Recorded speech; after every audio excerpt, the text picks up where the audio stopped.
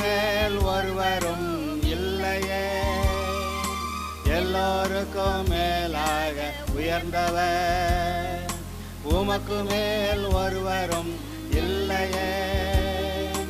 அல்லேலூயா, அல்லேலூயா, அல்லேலூயா, ஆமென். அல்லேலூயா, அல்லேலூயா, அல்லேலூயா, ஆமென். ஒருவரால் சிருஷ்டிக்கப்படாமலே praise the Lord. இன்னைக்கான message பார்த்திங்கன்னா ரொம்ப சிம்பிளானது. ஆனால் இந்த மெசேஜ் ப்ரிப்பேர் பண்ணும்பொழுது எனக்குள்ளே இருந்த சமாதானம், ஒரு நிறைவு, அது அப்படியே ஆவியானவர் உங்களுக்கு கடந்து போக பண்ணுவார். சரிங்களா? இது ரெண்டு கேள்வி. விசுவாசம் அடிக்கடி கேள்விப்படுற டாபிக். ஒரு பெந்தகோஸ்தே சபையில் உள்ள ஒரு விசுவாசியாக இருந்துட்டு விசுவாசத்தை பற்றியா ரெண்டு கேள்வி. இந்த கேள்வி நம்ம பைபிள் வாசிக்கும் போதோ இல்லை நம்ம ஏதாவது சந்தர்ப்ப சூழ்நிலையில் நம்மளுக்குள்ளே அந்த கேள்வி எழலாம். இல்லை யாராவது நம்மளை பார்த்து சட்டையை பிடிச்சி இந்த கேள்வி கேட்டிருக்க முடியும், இதெல்லாம் ஒரு விசுவாசி அப்படின்னு கேள்வி கேட்டிருக்க முடியும். இந்த ரெண்டு கேள்வி சப்போஸ் உங்களுக்குள்ளே இது வரைக்கும் வரலன்னா இனிமேல் யாராவது உங்களை கேட்கும்போதுனாலும் உங்களுக்கு தெளிவாக இருக்குங்கிறதுக்காக இந்த ரெண்டு கேள்வியை மட்டும்தான் பார்க்க போகிறோம். சரிங்களா? முதலாவது கேள்வி, விசுவாசம் மட்டும் போதுமா? ஒரு செய்கை, அதுக்கான ஆக்ஷன் தேவையில்லையா? கிரியை. நான் விசுவாசின்னு சொல்கிறேன், விசுவாசிச்சா மட்டும் போதுமா? இதுதான் கேள்வி. சரிங்களா? ரோமர் 4வது அதிகாரம் 3, 5 வசனத்தை பார்த்தீங்கன்னா ஆதியாகமம் 15:6 அப்படியே எடுத்து காமிச்சிருக்கும். வேத வாக்கியம் என்ன சொல்லுகிறது? ஆபிரகாம் தேவனை விசுவசித்தான், அது அவனுக்கு நீதியாக எண்ணப்பட்டது என்று சொல்கிறது. அப்போ ஆபிரகாம் என்ன பண்ணாராம்? ஆண்டவர் சொல்லும்போது விசுவசிச்சார். தேவன் ஆபிரகாம் என்னன்னு சொல்லிட்டார்? நீதிமான் அப்படின்னு சொல்லிட்டார். சரிங்களா? இந்த அடுத்த ஒரு வசனம் அடுத்து வாசிப்போம். இப்போ இதே இது யாக்கோபு 2:14-26 வாஸ்து பார்த்தீங்கன்னா அதில் உள்ள சில வசனங்கள் மட்டும் இங்கே ஹைலைட் பண்ணியிருப்பேன். ஒருவன் தனக்கு விசுவாசம் உண்டென்று சொல்லியும் கிரியைகள் இல்லாதவனானால் அவனுக்கு பிரயோஜனம் என்ன? அந்த விசுவாசம் அவனை ரட்சிக்குமா? ஒரு கேள்வி. சரிங்களா? அடுத்து ஒரே ஸ்டேட்மெண்ட் 3 முறை ரிப்பீட் ஆகிருக்கு பாருங்க, ஒரே மாதிரி. விசுவாசமும் கிரியைகள் இல்லாதிருந்தால் தன்னில் தானே செத்ததாய் இருக்கும். வீணான மனுஷனே, கிரியைகள் இல்லாத விசுவாசம் செத்ததென்று நீ அறிய வேண்டாமோ? ஆவி இல்லாத சரீரம் செத்ததாய் இருக்கிறது போல கிரியைகள் இல்லாத விசுவாசம் செத்ததாய் இருக்கிறது. இப்போ இந்த ரோமர் 4, யாக்கோபு 2 இது ரெண்டையும் கம்பேர் பண்ணி பார்த்தீங்கன்னா ஒரு இடத்துல சொல்லுது விசுவசிச்சா போதும். கரெக்டுங்களா? இன்னொரு இடத்துல விசுவாசம் இருந்தால் மட்டும் போதுமா? ஒரு கிரியை, ஒரு ஆக்ஷன் இல்லைன்னா என்ன பேசுகிற நீ? வெறுமனே விசுவாசின்னு சொல்லிட்டு உன்ட்டு அதுக்கான ஒரு ஆக்டிவிட்டியும் காணலையேன்னு சொல்லுது. இப்போது என்னுடைய கேள்வி என்னென்னா, பைபிள் இங்கே கான்ட்ரடிக்ட் பண்ணுதா? ஒரு இடத்துல சொன்னதை இன்னொரு இடத்துல பைபிள் கான்ட்ரடிக்ட் பண்ணுதா? நம்மளுடைய தாட் ப்ராசஸ், நம்ம இந்த ரெண்டை எப்படி புரிஞ்சிருக்கும்? இதுதான் முதல் கேள்விக்கான பதில். சரிங்களா? நான் கேள்வி எதுவும் கேட்கல, ஏன்னா மேடம் போயிட்டாங்க. சரிங்களா? இப்போ நான் என்ன சொல்ல வரேன்னா, இங்கே நம்ம பார்த்தோம் இல்லையா, ரோமர் யாக்கோபு, இது ரெண்டை நீங்கள் வச்சு பார்க்கும்போது இந்த 2 கேள்வியை நீங்கள் கேட்டு பாருங்கள் உங்களுக்குள்ளேயே. 2 விஷயம். இந்த விசுவாசம், விசுவாசி, நீதிமான் அப்படின்னு சொல்லப்படுறது, நல்லவன் அப்படின்னு சொல்கிறது, ரோமர் சொன்னது தேவன் முன்னாடி மனுஷன் நீதிமானா இல்லை மனுஷன் முன்னாடி இன்னொரு மனுஷன் நீதிமானா? எதை சொல்லியிருக்குன்னு நினைக்கிறீங்க ரோமர்? ஏன்னா இந்த ரோமரில் ஒரு வசனம் வாசிக்காமல் போயிருந்தோம். ஒருவன் கிரியை செய்யாமல் பாவியை நீதிமானாக்குகிறவரிடத்தில் விசுவாசம் வைத்திருக்கிறவனாயிருந்தால் அவனுடைய விசுவாசமே அவனுக்கு நீதியாக அனுப்படும். அப்போது என்ன கிரியையும் உங்கள்கிட்ட இருந்து எந்த கிரியை, எந்த டாஸ்க், எந்த செயலும் வெளிப்படாதிருக்கும் பொழுதே கர்த்தர் உங்களை நீதிமான்னு முடிச்சு வச்சிடுறாரு. நீ நீதிமான்டா அப்படின்னு சொல்லிடுறாரு. சரிங்களா? இது ரோமர் சொல்லுது. அப்போது இங்கே சொல்லப்பட்டது கர்த்தர் முன்னாடி நம்ம நீதிமானா இல்லையா, இதை காமிக்கிறதுக்கு நம்மள்கிட்ட விசுவாசம் போதுமா இல்லை செயல் வேணுமா? விசுவாசம் மட்டுமே போதும். அதுதான் ரோமர் சொல்லுது. இந்த யாக்கோபு சொல்கிறது, இந்த யாக்கோபு 2:18 நம்ம பார்த்தது யாக்கோபு 2:14-26. இதுக்கு இடையில தான் 18வது வசனம் வருது இல்லைங்களா? யாக்கோபு 2:18 என்ன சொல்லுது பாருங்க. ஒருவன் உனக்கு விசுவாசம் உண்டு, எனக்கு கிரியைகள் உண்டு. ஒருத்தன் போட்டி படுறான், உனக்கு விசுவாசம் உண்டு, எனக்கு கிரியைகள் உண்டு. கிரியைகள் இல்லாமல் உன் விசுவாசத்தை எனக்கு காண்பி, நான் என் விசுவாசத்தை கிரியைகளோட உனக்கு காண்பிப்பேன். கிளீனாக யாக்கோபு என்ன சொல்லுது? ஒரு மனுஷர் முன்னாடி நீதிமானா இல்லையா? இப்போ ஆண்டவர் இருதயத்தை பார்க்குறாரு. மனுஷர்கிட்ட வேஷம் போட்டு நான் நல்லவன், இந்த நல்லவங்கிற பேர் எடுக்க எவ்வளோ பாடுபட வேண்டியது இருக்குது மனுஷன் முன்னாடின்னு சொல்லுவாங்க.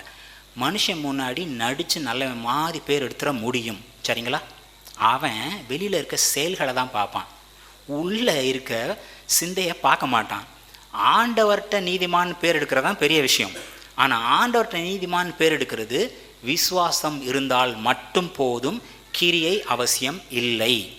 ஆனால் மனுஷன் முன்னாடி நல்லவன் பேர் எடுக்கணும்னா உனக்குள்ளே இருக்க விசுவாசத்தை பார்க்க முடியாது, கிரியையை தான் பார்க்க முடியும். ஸோ ஃபஸ்ட்டு கேள்வி, இந்த ரோமரும் யாக்கோபும் நம்ம விசுவாசி, நம்ம நீதிமான் அப்படிங்கிற பார்வை ஆண்டவருக்கு முன்னாடி வைக்கிறோமா, சக மனுஷனுக்கு முன்னாடி வைக்கிறோமா?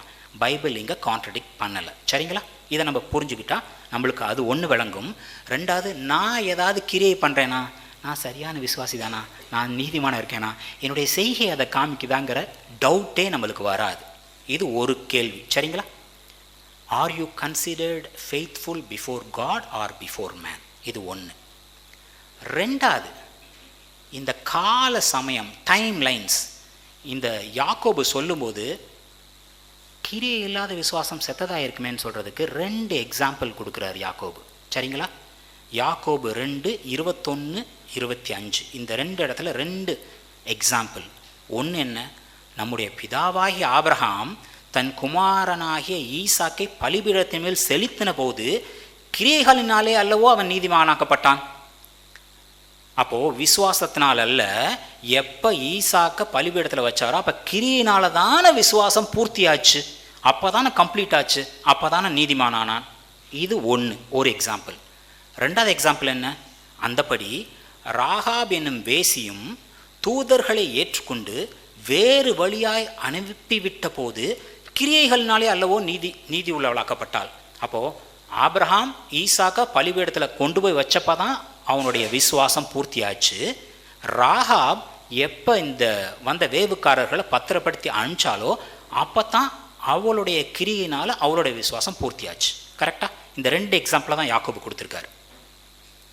பைபிள் எப்போ இவங்களை நீதிமான்னு ரெகனைஸ் பண்ணியிருக்கு, எப்போ இவங்களோட கிரியை வெளிப்பட்டுருக்கு. சரிங்களா?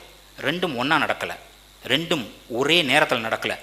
பைபிள் எப்போ, ஆண்டவர் எப்போ இவங்களை நீதிமான் ஆக்கினார், எப்போ இவங்க விசுவாசிகள் ஆனாங்க, எப்போ இவங்களுக்குள்ள கிரியை வெளிப்பட்டது, டைம் லைன்ஸ், இது 2ஐயும் நம்ம பார்க்கலாம்.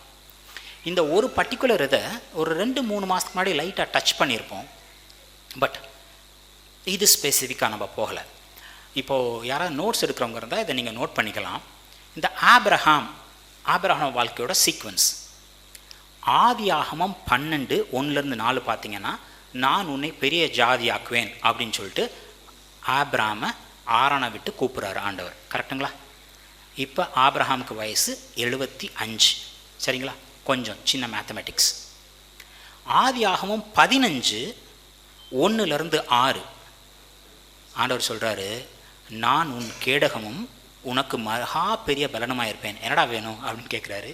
எனக்கு என்ன ஆண்டவர், எனக்கு ஒரு பையன் வேணும்.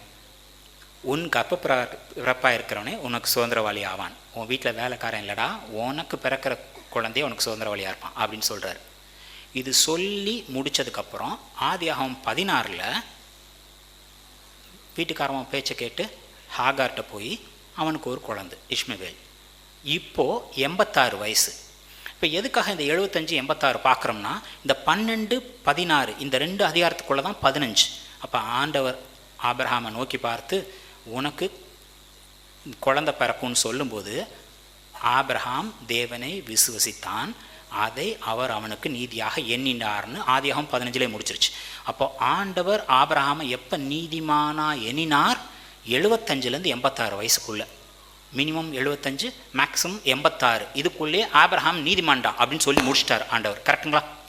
இப்போது ஆதியாகமம் 17 ஆண்டவர் சொல்கிறாரு உனக்கு ஒரு குழந்தை பிறப்பாண்டா குறித்த காலத்திலே அப்படிங்கிறப்ப ஆபிரகாம் முகம் குப்புற விழுந்து நகைத்தான். நகைச்சிட்டு இஸ்மவேல் உனக்கு முன்பாக பிழைப்பானாக அப்படின்னு சொன்னான். இது நம்ம அடுத்து ஃபர்தர் ஸ்லைட் அப்போ பார்ப்போம். இந்த ரெஃபரன்ஸ் எப்படியே வச்சுக்கோங்க. அடுத்து ஆதியாகமம் 22 ஆபிரகாம் ஒரு பலிபீடத்தை உண்டாக்கி கட்டைகளை அடுக்கி தன் குமாரனாகிய ஈசாக்கை கட்டி அந்த பலிபீடத்தில் அடுக்கிய கட்டைகள் மேல் அவனை கிடத்தினான். இப்போது ஈசாக்கை ஆபிரகாம் பலிபீடத்தில் எப்போ கிடத்தினான்னு பைபிளில் எக்ஸாக்ட் டைம்லைன் சொல்லலை. சரிங்களா? இந்த வேத வல்லுநர்கள் இதில் கொஞ்சம் வேறுபடுறாங்க. குறைஞ்ச வயசு 18, 20, 25, 33 ஒருத்தர் ஒரு கணக்கு சொல்கிறாங்க. சரிங்களா? இதில் அவங்க சொன்ன கம்மியான கணக்கு எடுத்துக்கோமே, 18 வயசு ஈசாக்குக்கு. அப்போது 100 வயசாக இருக்கும்போது ஈசாக்கு பிறந்தான். அப்போ ஈசாக்குக்கு 18 வயசாக இருக்கும்போது ஆபிரகாமுக்கு அட்லீஸ்ட் 118 வயசு, 120 வயசு மினிமம். தேவன் அவனை நீதியாக எண்ணும்போது மேக்சிமம் 85 வயசு, 86 வயசு. ஆபிரகாம்கிட்ட அந்த கிரியை வெளிப்பட்ட போது மினிமம் 120 வயசு. டிஃப்ரென்ஸ் பார்த்திங்கன்னா 35 வருஷம் அட்லீஸ்ட் இருக்குது. சரிங்களா?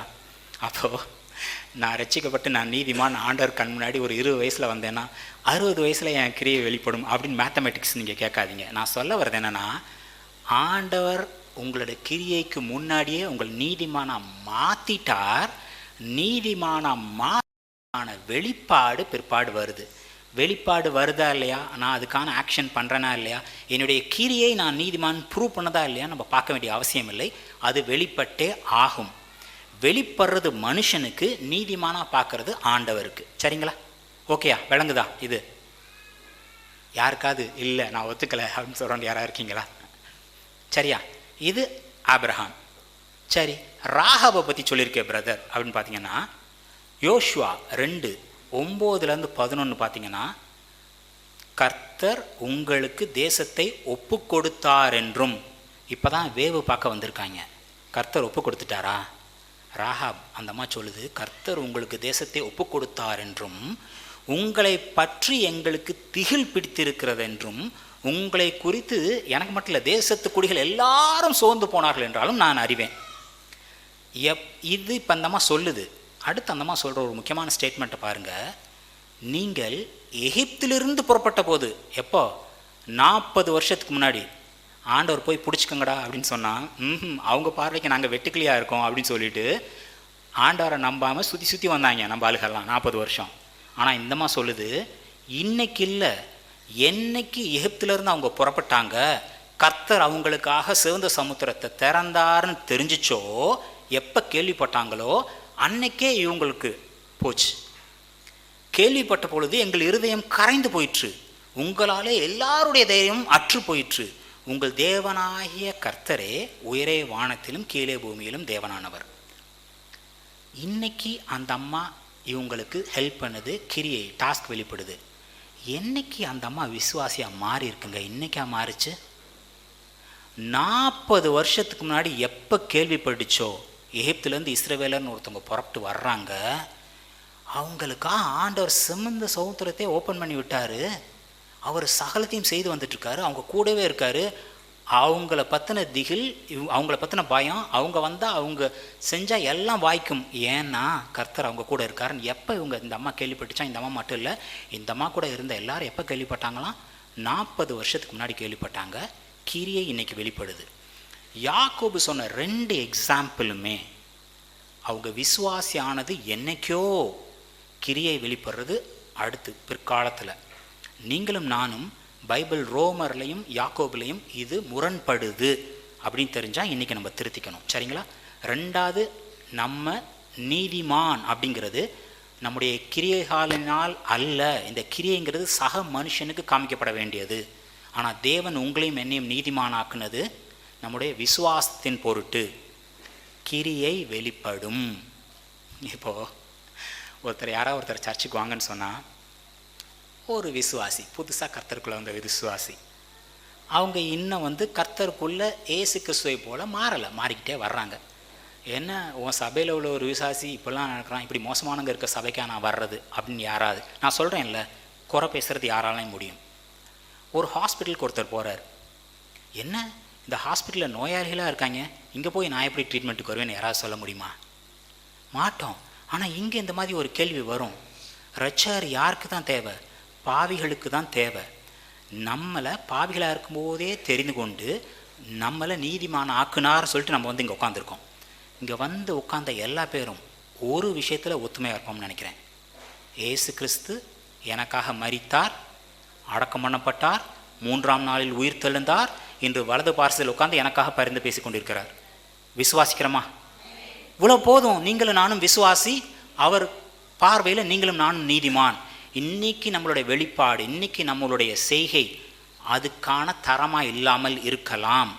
ஆனால் ஒரு நாள் நீங்களும் நானும் ஏசு கிறிஸ்துவை போலவே மறுரூபம் ஆகியிருப்போம். சரிங்களா? நம்ம செய்கிறது என்னன்னு பார்க்க வேண்டிய அவசியம் இல்லை. பைபிள் இங்கே முரண்படவும் இல்லை. இது ஒரு கேள்வி. இந்த கேள்வி உங்களுக்கு இது வரைக்கும் வந்திருந்தால் இன்றைக்கி பதில் கிடச்சிருக்குன்னு நினைக்கிறேன். சப்போஸ் உங்களுக்கு இந்த கேள்வியே வரலன்னு வைங்களேன், உலகத்தார் கேட்பாங்க. இன்றைக்கி நம்ம யோபுவை பற்றி பேச போகிறதில்ல. யோபுவை பற்றி ஒரு நாள் ஃபுல்லாக பார்ப்போம். யோபு வாஸ்தப்ப எனக்கு ஒரு ஆச்சரியம் என்ன இருந்துச்சுன்னா, யோபு கஷ்டப்படுறார், அவர் கஷ்டத்தில் புலம்புறார். சரிங்களா? ஒரு 3 ஃப்ரெண்ட்ஸ் உட்காந்துருப்பாங்க. யோபு கிழக்கத்திய புத்திரர்கள் மிகுந்த செழிப்பானவனா. அப்போ ஒருத்தன் பயங்கர செழிப்பானவன்னா அவனுக்கு அகென்ஸ்டாக ஒரு நாய் கூட வாழாட்டாது. சரிங்களா? வாயை திறக்க மாட்டாங்க. இப்போ அவன் முடியாமல் உட்காந்துருக்கும். 3 ஃப்ரெண்ட்ஸ் வராங்க. நீ என்ன பெரிய நீதிமானா? கர்த்தரோட நீ என்ன பெரிய நீதிமானா? ஆண்டவர் நீ தப்பு பண்ணாமையா தண்டனை கொடுத்துருப்பார், அவர் பண்ணுறது தப்பா? நல்லா வாஸ்து பார்த்தீங்கன்னா, யோபு புலம்புறது தப்பு மாதிரியும் இந்த 3 பேர் சொல்கிறது கரெக்டு போலவும் கூட சில சமயம் நம்மளுக்கு தோணலாம். நீ ஆண்டவரோட பெரிய நீதிமானா? தேவன் தப்பு பண்ணுவாரா? ஒன்று வாதிக்கிறார் அப்படின்னா, நீ எங்கேயோ ஒரு இடத்துல வழி விட்டுட்ட, எங்கேயோ ஒரு இடத்துல மிஸ் பண்ணிட்ட, நீ மனம் தெரிந்த இடத்துல சரியாகு. இன்றைக்கும் கூட யாராவது ஒருத்தர் தவறிட்டாங்க, அவங்க ஒரு கஷ்டத்துக்குள்ளே போகிறாங்கன்னா எடுத்தோன்னு நம்ம எல்லா பேத்துக்கும் விசுவாசிகளுக்கு என்ன தெரியுமா தோணும்? எங்கேயோ ஆள் விழுந்துட்டான், அதனால தான் செம்மையை அடி வாங்குறான், அவன் திருந்தி வரணும். What it is to deal with him and God நம்மளுக்கு என்ன தெரியும்? இப்போ யோபு தப்பு பண்ணனாலே தண்டனை அனுபவிச்சார். உங்களுக்கும் எனக்கு தெரியுமா? இன்றைக்கி பைபிள் வாசிக்கும்போது தெரியுது. 3 பேர் போட்டு யோபு மேலே குறை சொல்லிட்டே இருக்காங்க. கடைசியில் ஆண்டவர் பேசுவார், யோபு என்னை பற்றி நேர்த்தியாக பேசுனான், எனக்கு விளங்கவே இல்லை. அவன் புலம்புனான். யோபு என்னை பற்றி நேர்த்தியாக பேசினான். டேய், உங்கள் 3 பேத்து மேலேயும் செம்ம கோவம் வருது, மரியாதையாக போய் உங்களோட அந்த ஆட்டுக்குட்டியோ மாடோ ஏதாவது ஒன்று தகன பலிக்கு யோபுகிட்ட போய் கொடுத்து, யோபு உங்களுக்காக என்கிட்ட பரிந்து பேசட்டும், யோபு உங்களுக்காக எனக்கு பலி கொடுக்கட்டும், யோபு உங்களுக்காக என்கிட்ட ஜெபிக்கட்டும். இல்லை நீங்கள் செத்தீங்க. யாரை பார்த்து? ஆண்டவருக்கு சப்போர்ட் பண்ணி பேசுகிற மாதிரி பேசினவங்களுக்கு. எதனால் ஆண்டவர் அப்படி பண்ணார்னா, யோபு அவரோட பிள்ளை, அவருக்கு அகெயின்ஸ்டாக ஒரு நாவு வர்றது அவருக்கு இஷ்டம் இல்லை. இன்றைக்கும் நீங்களும் நானும் நான் செய்கிறது கரெக்டான்னு பார்த்தோமா இல்லாத மாதிரி தோணலாம். ஆனால் என்னைக்கு இயேசு கிறிஸ்துவ ஆண்டவன் ரட்சகராம் ஏற்றுக்கொண்டோமோ அன்னைக்கே அவரோட பிள்ளை. நம்ம கரெக்டாக இருக்குமோ தப்பாக இருக்குமோ சப்போர்ட்டுக்கு யார் ஃபஸ்ட்டு வருவாங்க? அவர் வருவார். சரிங்களா? இதில் தெளிவாக இருக்கணும். முதல் கேள்வி இது. இந்த ரெண்டாவது இது சொல்கிறதுக்கு முன்னாடி இந்த டிஸ்க்ளைமர் போட்டுடுறேன். பறவைகள் விலங்குகள் துன்புறுத்தப்படவில்லை அப்படிலாம் போடுவாங்கல்ல, அந்த மாதிரி சில சமயம் இதை தவறாக புரிஞ்சுக்கலாம். நான் பைபிள்லேருந்து தான் விளக்கம் காமிக்க போகிறேன். ஆனால் இத்தனை நாள் இருந்த புரிதலுக்கு ஒரு ஒரு ஒரு உழுக்கு, ஒரு மாற்று வரும்போது சில சமயம் என்ன பிரதர், சிம்பிளாக சொல்லப்போனால் எபிரேயர் 11:6 விசுவாசம் இல்லாமல் தேவனுக்கு பிரியமாக இருப்பது கூடாத காரியம் சொல்லியிருக்கா. இப்போ நான் உங்களுக்கு ஒரு ஸ்டேட்மெண்ட் சொல்கிறேன், உங்களுக்கு ஜெர்க்காகுதா இல்லை உங்களுக்கு என்ன பிரதர் இப்படிலாம் பேசுகிறீங்கன்னு தோணுதான்னு மட்டும் பார்த்துக்கோங்க, சரியா? ஆண்டவருடைய ஆசீர்வாதத்தை பெறுறதுக்கு விசுவாசம் ஒரு தடை இல்லை. உங்களுக்கு விசுவாசம் இருக்குது, உங்களுக்கு விசுவாசம் இல்லை, இது நடக்காது அப்படின்னு கூட நீங்கள் அவ்விசுவாசியாக இருக்கீங்க, இது ஆண்டவருடைய ஆசீர்வாதம் உங்கள்கிட்ட வர்றதை தடுக்க முடியாதுன்னு நான் சொல்கிறேன். எத்தனை பேருக்கு இதில் உடன்பாடு இருக்குதுன்னு நினைக்கிறீங்க? யாராவது ஒருத்தர் பிரதர் ஓகே பிரதர் ஓகே கொஞ்சம் பேர். ஏன்னா இந்த விசுவாசங்கிற கான்செப்டை ரொம்ப ஹையாக உயர்த்தி வச்சுருக்கோம். இந்த விசுவாசம் இல்லாமல் தேவனை பிரியப்படுத்துவது கூடாத காரியம் சொன்ன பிறகு, இது சொன்ன பிறகு நம்மளுக்கு என்ன தெரியுமா இங்கே பிரச்சனை? நான் எப்போ உங்களுக்கு விசுவாசமே தேவையில்லை, இதுக்கு பேர் ஆக்சிமோரான்னு சொல்லுவாங்க, முதல் வார்த்தையும் ரெண்டாவது வார்த்தையும் ஒன்று முரண்பட்டிருக்கும். உங்களுக்கு விசுவாசமே தேவையில்லை, ஆண்டவர்கிட்ட போங்க, இயேசுவை நோக்கி பாருங்கள், உங்கள் விசுவாசம் அதிகரிக்கும். இது என்ன, எனக்கு விசுவாசம் தேவையில்லை, ஆண்டவரை போய் நான் நிற்கிறேன், எனக்கு விசுவாசமே இல்லைப்பான்னு நான் போய் நிற்கிறேன், எனக்கு விசுவாசம் போகணும் எப்படி? அதைத்தான் இப்போ நம்ம பார்க்க போகிறோம். ஒரு டீட்டெயில்டாக நான் அதை சொல்கிறேன். இது பல பேர் கை தூக்கல இல்லை. இன்னும் 2 ஸ்லைட் நம்ம பார்க்க போகிறோம். திருப்பி இதே கேள்வியை கேட்பேன், எத்தனை பேத்துக்கு விளங்கியிருக்குங்கிறதுக்காக, சரிங்களா? ஆதியாகமம் 28:12-15. நான் அதனால தான் சொன்னேன், இதை சரியாக புரிஞ்சுக்கலன்னா இதை பற்றி குறை கூட சொல்ல முடியும், என்ன பிரதர் இப்படி பேசிட்டு போகிறாருன்னு. இப்போ நான் சொன்ன சென்டென்ஸ்க்கு சப்ஸ்டான்ஷியேட்டிங் ட்ரூத் ஃப்ரம் பைபிள் காமிக்கக்கூடிய உண்மைகளை நான் காமிக்க போகிறேன், சரிங்களா? ஆதியாகமம் 28:12-15. ஆண்டவர் யாக்கோபிட்ட பேசுகிறார். எப்போ அப்படிங்கிறது பின்னாடி பார்ப்போம். நான் உன் தகப்பனாகிய ஆபிரகாமின் தேவனும் ஈசாக்கின் தேவனுமாகிய கர்த்தர்.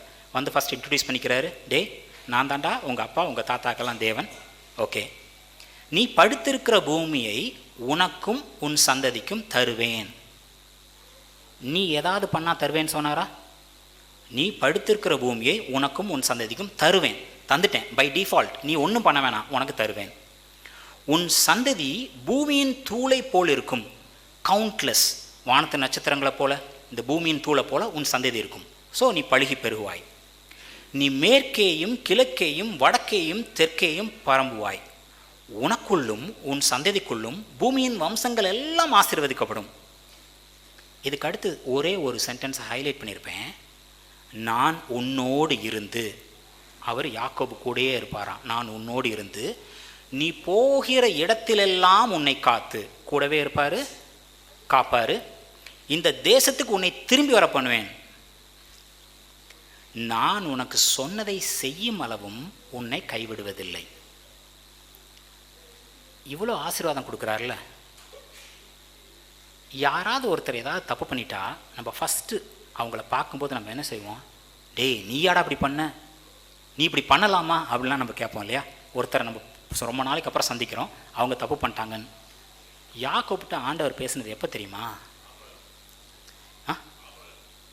இல்லை, இது யாக்கோபிட்ட ஆண்டவர் பேசுனது. யாக்கோபிட்ட எப்போ இது பேசினார் தெரியுமா? யாக்கோபு அவங்க அப்பா வயசானவர், கண்ணு தெரியாதவர், அவரை போய் ஏமாற்றி ஆசீர்வாதத்தெல்லாம் எடுத்துக்கிட்டு தன்னுடைய சகோதரனுக்கு பயந்து, அம்மா டே ஓடி போடா அப்படின்னு சொல்லி ஓடி மாமா வீட்டுக்கு போகிற வழியில் யாக்கோபை ஆண்டவர் ஆசீர்வதிக்கிறார். அவன் பண்ண தப்பு ஏதாவது ஆண்டவர் அவனை ஆசீர்வதிக்கிறத தடுத்துச்சான். ஒன்று, அடா ஆசீர்வாதத்தை தடுக்கல, ஒரு வார்த்தை கூட கேட்கல. ஏன்டா டே, என்னை நீ நம்பலையாடா, நான் உன்னை ஆசீர்வதிப்பேன் நினைக்கலையா? ஒரு வார்த்தை கூட இல்லை.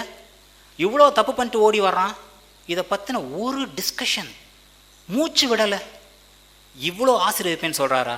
நான் ஹைலைட் பண்ணி காமிச்சதை திருப்பி ஒரு தடவை வாசிக்கிறேன். நான் உன்னோடு இருந்து நீ போகிற இடத்துலெல்லாம் உன்னை காத்து இந்த தேசத்துக்கு உன்னை திரும்பி வர பண்ணுவேன். நான் உனக்கு சொன்னதை செய்யும் அளவும் உன்னை கைவிடுவதில்லை. இப்படி சொல்லிட்டார்.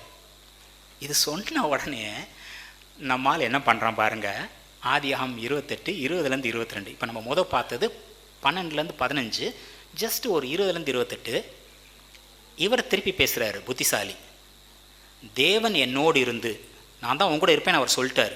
தேவன் என்னோடு இருந்து நான் போகிற வழியிலே என்னை காப்பாற்றி, நீ போகிற வழியில் உன்னை காப்பாற்றி சொல்லிட்ட, நான் போகிற வழியில் என்னை காப்பாற்றி உண்ண ஆகாரமும் உடுக்க வஸ்திரமும் எனக்கு தந்து என்னை என் தகப்பன் வீட்டுக்கு சமாதானத்தோடு திரும்பி வர பண்ணுவாரானால் நான் உன்னை திரும்பி வர பண்ணுவேன், அது வரைக்கும் உன் கூட தான் இருப்பேன், உன்னை விட்டு போக மாட்டேன்னு சொன்னார். செய்வாரானால் இப்பெல்லாம் பண்ணுனா கர்த்தர் எனக்கு தேவனாக இருப்பார். அவர் தான் ஆல்ரெடி சொல்லிட்டாரு, நான் தான் உன்னோட அப்பா உன்னோட தாத்தாவோட தேவன், உனக்கு இதெல்லாம் செய்வேன், உன்னை கைவிட மாட்டேன், உன்னை விட்டு போக மாட்டேன், எல்லாமே பண்ணுவேன்னு சொன்ன பிறகு இவர் ஒரு டீல் பேசுகிறார். அப்படிலாம் நீங்கள் பண்ணினீங்கன்னா அவர் பண்ணுவேன்னு சொல்லிட்டாரு. ஈவன் 100% விசுவாசியாக இருந்தால் இதெல்லாம் பண்ணினீங்கன்னா அப்படின்னு ஒரு டீல் பேசுகிறதுக்கான ஏதாவது ஒரு சான்ஸ் இருக்கா? அப்போ இந்த இடத்துல என்ன தெரியுது? இவன் விசுவசிக்கவில்லை. உண்மையா? நான் தூணாக நிறுத்தின இந்த கல் தேவனுக்கு வீடாகும்.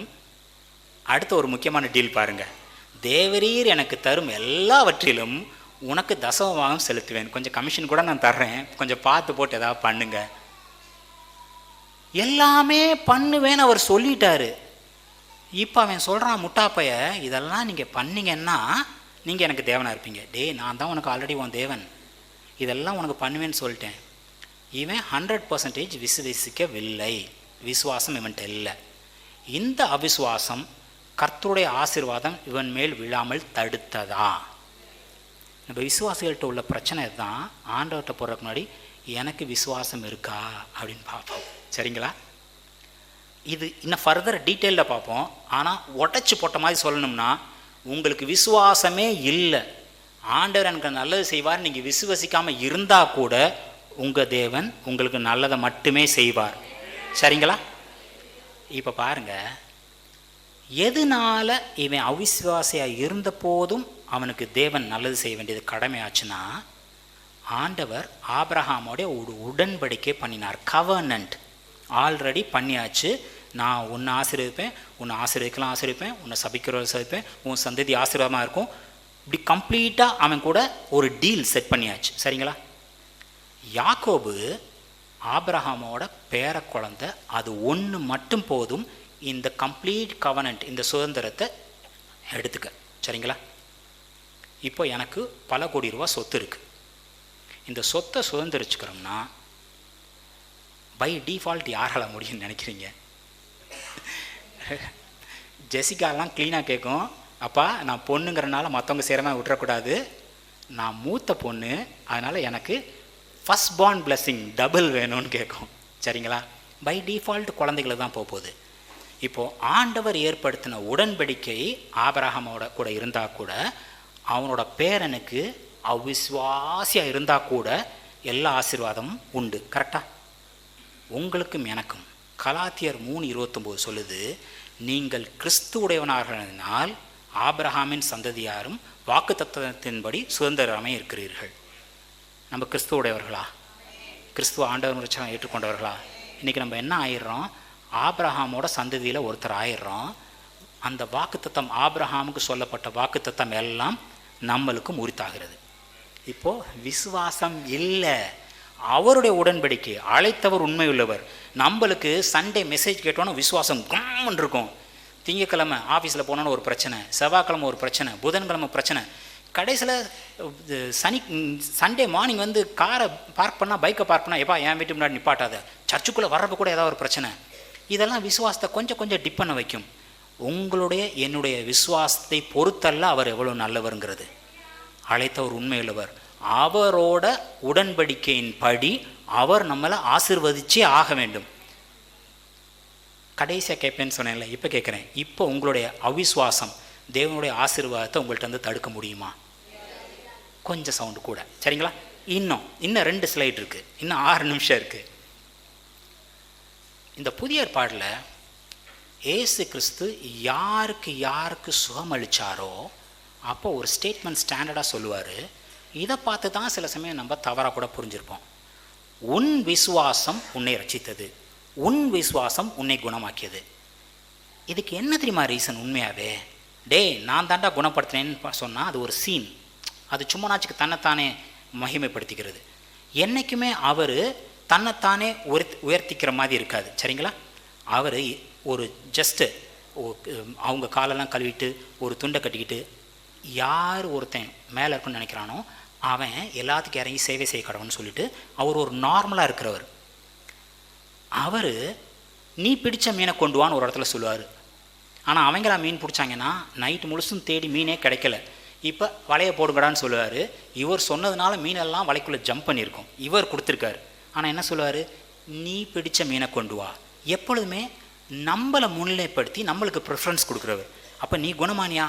நான் ஒன்றும் இல்லைடா, உன் விசுவாசம் உன்னை குணமாக்கிட்டு. நம்ம நினச்சிக்க கூடாது, ஓஹோ என்னுடைய விசுவாசத்தினால தான் நான் சுகத்தை பெற்றுக்கொண்டேன். நான் சொல்கிறேன், ஏதாவது உங்களுக்கு ஒரு பிடிச்ச ஒரு பொருள் எடுத்துக்கோங்க.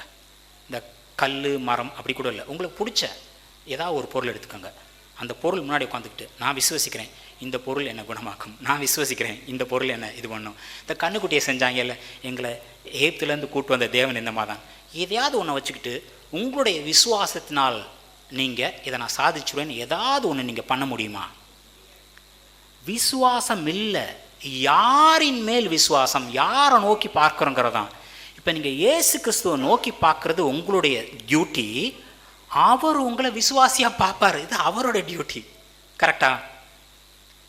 இப்போது மத்தேயு 13:58 பார்த்தீங்கன்னா, இயேசு கிறிஸ்து தன்னுடைய சொந்த ஊருக்கு போயிருப்பார்.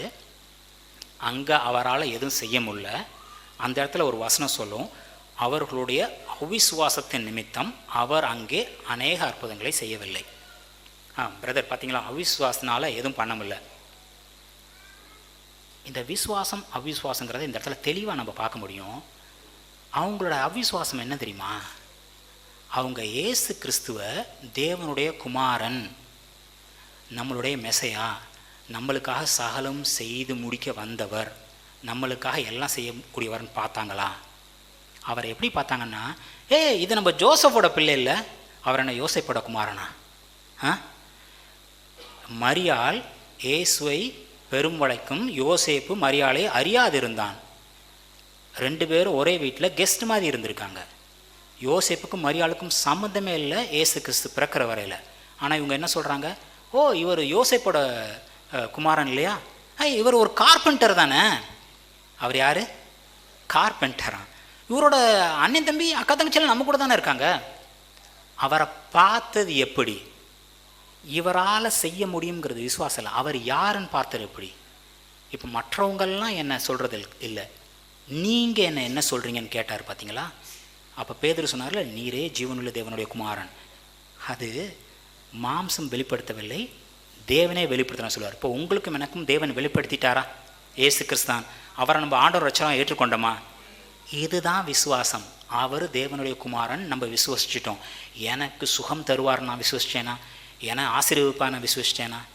தேவையான விசுவாசம் ஒன்று தான். இதை நம்ம எல்லா இடத்துலையும் போட்டு பார்த்து எனக்கு விசுவாசம் இருக்கான்னு பார்க்க வேண்டிய அவசியமே இல்லை. அவரை யாருன்னு நீங்கள் நோக்கி பார்த்தா, கரெக்டான பார்வையில் இயேசு கிறிஸ்துவை நோக்கி பார்த்தா நீங்களும் நானும் விசுவாசி. இன்னும் ஒரு விஷயம் நான் சொன்னேன்ல, இது ஆக்சிமரான், முதல் வார்த்தையும் அடுத்த வார்த்தையும் முரண்படும் சொல்லிட்டு. மார்க் 9:22-24 இதோட கதையை நீங்கள் பார்த்தீங்கன்னா, ஒரு அப்பா, அவருக்கு ஒரு பையன் ஊமை, அவனை போட்டு பொல்லாத ஆவி போட்டு புரட்டி எடுக்குது. அவர் கூட்டு வர்றாரு, நம்ம சீஷர்களால் குணப்படுத்த முடியல. அவர் உட்காந்து வாக்குவாதம் பண்ணுறாரு. சரி, இப்போ டாக்டர்ஸ்லாம் ஹீல் பண்ண முடியலன்னா நம்ம சொந்தக்காரங்களாம் சண்டை போடுவாங்களோ டாக்டர்கிட்ட, அந்த மாதிரி அங்கே ஏதோ பஞ்சாயத்து நடந்துகிட்ருக்கு. இயேசு கிறிஸ்து வராரு, என்னப்பா இந்த மாதிரி கூட்டு வந்தேன் முடியலை அப்படின்னு சொல்லிட்டு அந்த அப்பா சொல்லக்கூடிய வார்த்தையை பாருங்க, நீர் ஏதாகிலும் செய்யக்கூடுமானால் எங்கள் மேல் மனதிறங்கி எங்களுக்கு உதவி செய்ய வேண்டும் என்றான். இது விசுவாசமா அப்படின்னு பார்த்தீங்கன்னா, உங்களால் ஏதாவது பண்ண முடிஞ்சால் பார்த்து போட்டு பண்ணுங்க அப்படின்னு தான் கேட்குறான். நீர் தேவனுடைய குமாரன், நீங்கள் பாவத்தை மன்னிக்கிறதுக்கும் சுகமளிக்கிறதுக்கும் உங்களுக்கு சகல அதிகாரம் உண்டு அப்படின்னு நம்ம விசுவசிக்கலை. நீங்கள் ஏதாவது பண்ண முடிஞ்சால் பண்ணுங்க. அப்போ அவர் சொல்கிறாரு, என்னால் என்னப்பா பண்ண முடியும், நீ விசுவசிச்சா முடியும் அப்படின்னு சொல்கிறார். அவர் சிம்பிளாக, நான் என்ன முடியும், நீ விசுவசிக்கிறா? அப்போ அவன் சொல்லுவான், விசுவசிக்கிறேன் ஆண்டவரே. இந்த சென்டென்ஸ் நல்லா பாருங்கள், விசுவசிக்கிறேன் ஆண்டவரே, என்ன அவிசுவாசம் நீங்கள் முடி உதவி செய்யும். அவிசுவாசம் உள்ளே இருக்குன்னா அவன் எப்படி விசுவசிக்க முடியுங்க? விளங்குதா? இந்த இந்த அந்த காலத்தில் சொல்லுவாங்க, விசு பேசுகிற மாதிரி பேசாத அப்படின்னு சொல்லிட்டு. விசுவசிக்கிறேன் ஆண்டவரே, என் அவிசுவாசம் நீங்கள் பார்த்துக்கோங்க. அப்போ அவனுக்கு இன்னும் என்னன்னே விளங்கலை. எனக்கு ஒன்றும் விளங்கலைப்பா, உங்கள் ஆளுகளால் முடியலை, நீங்கள் முடிஞ்சால் பண்ணுங்க, எனக்கு அவிசுவாசம் இருந்தால் அதையும் நீக்கி போடுங்க. அப்போ இயேசு அவனோட அவிசுவாசத்தையும் நீக்கி அந்த பையனை குணப்படுத்தி, பாத்தியா இப்போ உன் விசுவாசத்தினால தான் நீ குணமான, நான் விசுவசித்தேன், அதனால் நான் குணத்தை பெற்றுக்கொண்டேன். இது சொன்னால் எவ்வளோ அயோக்கியத்தனமாக இருக்கும். உண்மையாகவே அவனோட விசுவாசமாக அங்கே அவனை குணப்படுத்த அந்த பையனை இல்லை. அப்போது இன்னைக்கு எனக்கு விசுவாசம் இருக்கா? ஒன்றில் தான் நான் சொன்னேன், ஏசு கிறிஸ்துவையும் ஆண்டவரும் ரட்சகராக ஏற்றுக்கொண்டீங்களா, அறிக்கையிட்டீங்களா? அதுதான் உங்களுக்கு தேவையான விசுவாசம். சகல ஆசீர்வாதத்தையும் உங்கள் மேலே கொண்டு வந்து கொட்டக்கூடியது. சரிங்களா? கடைசி இந்த ஒரு வசனம் பார்த்தீங்கன்னா, இது இன்னும் கொஞ்சம் ஆச்சரியமாக இருக்கும்.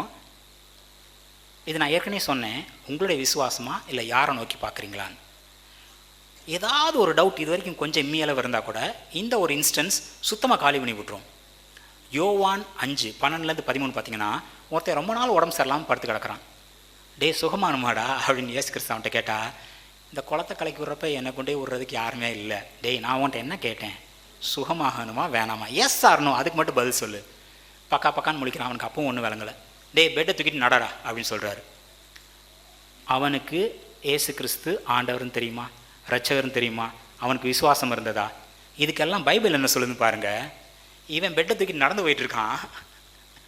அந்த பரிசேயர் சதுசேயர் இருக்காங்கல்ல, இன்றைக்கும் கூட உனக்குள் விசுவாசம் இருக்கா அலசி ஆராயின்னு யூடியூப்பில் பேசுகிறாங்க, இல்லை ஏதாவது ஜப கூட்டத்தில் ஏதாவது ஒரு உபவாச ஜப கூட்டத்தில் பேசுகிறாங்கல்ல, அவங்கள மாதிரி சிலவர் வந்து, டேய் நில்லு இன்னைக்கு சபாத் தம்பி, என்ன வேலையெல்லாம் செய்யலாமா, நீ பேசாமல் பாய சுருட்டி நடந்து போயிட்டுருக்க, எப்படா நீ நடக்கிற அப்படின்னு.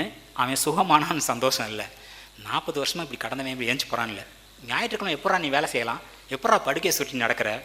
அதுக்கு அவன் சொல்லுவான், என்னை சொஸ்தமாக்கினவர், அவர் யாருன்னு கூட தெரியாது, என்னை சொஸ்தமாக்கினவர் உன் படுக்கை எடுத்துக்கொண்டு நடன்னு சொன்னார், நான் நடக்கிறேன். 40 வருஷமாக சும்மா படுத்து கிடந்தேன், என்ன ஒருத்தர் குணமளிச்சு ஏஞ்சி போடான்னு சொல்லியிருக்காரு, நான் என்ன இன்னைக்கு சபாத்துன்னு படுத்தேவா கிடக்க முடியும் அப்படின்னு அவன் கேட்குறான். அதுக்கு அவங்க கேட்குறாங்க, உன்னை படுக்கையை எடுத்துக்கொண்டு நடவென்று உன்னோடு சொன்ன மனுஷன் யார் அப்படின்னு கேட்டால், சொஸ்தமாக்கின அவன் இன்னார் என்று அறியவில்லைன்னு பைபிள் சொல்லுது. அவனுக்கு யார் சுகமளிச்சதுன்னு கூட தெரியலை. இப்போ யாருன்னே தெரியாத ஒருத்தருக்கு சுகம் கொடுத்த தேவன் அப்பா அப்படின்ட்டு அவர்கிட்ட போய் நிற்கிற உங்களையும் என்னையும் விட்டுருவார் நீங்கள் நினைக்கிறீங்களா? இதனால தான் சொன்னேன், எனக்கு விசுவாசம் இருக்கா, என்னால் பெற்றுக்கொள்ள முடியுமா, நான் தகுதியானவனா, இது எல்லாமே. இப்போ ஒரு காலத்தில் நம்மளுக்கும் ஆண்டவரும் கடையில் பெரிய கேப் இருந்துச்சு, அதை ஃபில் பண்ணுறதுக்கு இயேசு கிறிஸ்து வந்தார் பாலமாக. இப்போ உங்களுக்கும் எனக்கும் இயேசு கிறிஸ்துக்கும் நடுவில் இந்த விசுவாசம்னு ஒரு பேரியர் தேவையா? நீங்கள் அவரை நோக்கி பார்த்தா போதும், உங்கள் விசுவாசத்தின் அளவு கூடும். இதனால தான் சொன்னேன், நீங்கள் விசுவாசியா அவிசுவாசியா, நீங்கள் நம்புறீங்களா நம்பலையா, இதெல்லாம் கணக்கு கிடையாது. நான் சொல்லலை, பைபிளில் இந்த 3 ஸ்லைடு ஃபுல்லாக நான் உங்களுக்கு காமிச்சிருக்கேன். இதை பார்த்த பிறகு ஆட்டோமேட்டிக்காக உங்கள் விசுவாசம் உயரும். ஏசு கிறிஸ்துட்ட நீங்கள் கிட்டி போவீங்க, சந்தோஷமாக சகல ஆசீர்வாதங்கள் பெற்றுக்கொள்வீங்க. கடைசியாக திருப்பி ஒரு கேள்வி, உங்களுடைய விசுவாசம், நான் பெற்றுக்கொள்வேங்கிற நினைக்கிற உங்களுடைய நம்பிக்கை, உங்களுடைய விசுவாசம் தான் உங்களுக்கு ஆசீர்வாதத்தை தரும் நீங்கள் இன்னும் நினைக்கிறீங்களா? இல்லை ஏசு கிறிஸ்து உங்களுக்கு சகலத்தையும் செய்தி முடிப்பார் நீங்கள் எப்படி இருந்தாலும் நினைக்கிறீங்களா? அவர் தான் முக்கியம், நம்ப இல்லை. சரிங்களா? என் பையன் என்கிட்ட சில சமயம் சொல்லுவான், you are partial towards Jessica, நீ ஜெசிகாட்ட பார்ஷியலாக இருக்குன்னு சொல்லுவான். அவன் என்னை விசுவாசிக்கிறானா, அப்பாவா எனக்கு சகலத்தையுமே அப்பா செய்வார்னு விசுவாசிக்கிறான்னு நினைக்கிறீங்களா? எங்கள் அப்பா ஜெசிகாவுக்கு பார்ஷியல்னு சொல்லுவான். ஆனாலும் நான் செய்யக்கூடிய காரியத்தில் சகலமும் டேனிக்கும் ஜெசிகாவுக்கும் பாரபட்சம் இல்லாமல் செய்வேன். பொல்லாத தகப்பனாகிய நானே எப்படி இருக்கும்போது பரலோக பிதா எப்படி இருப்பார்? நீங்கள் எப்படிங்கிறது இல்லை, அவர் நல்லவர், உங்களை அழைத்தவர் நல்லவர், சகலத்தையும் உங்களுக்கு ஆசீர்வாதமாக செய்து முடிப்பார். சரிங்களா? Be blessed.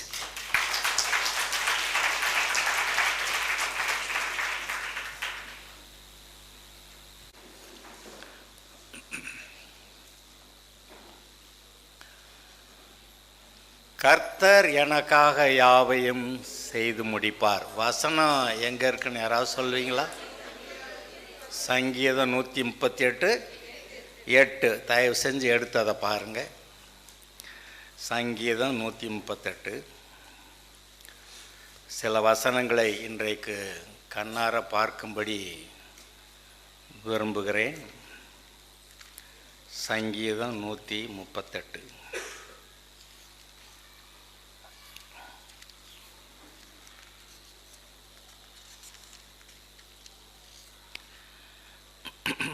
அதில் கடைசி வசனம், கர்த்தர் எனக்காக யாவையும், எல்லாருமா சேர்ந்து வாசிங்க.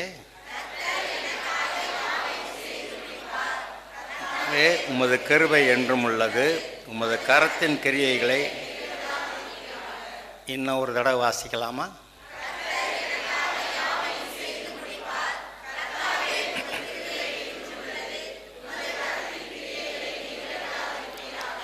இன்னும் ஒரு தடவை வாசிச்சிடலாமா?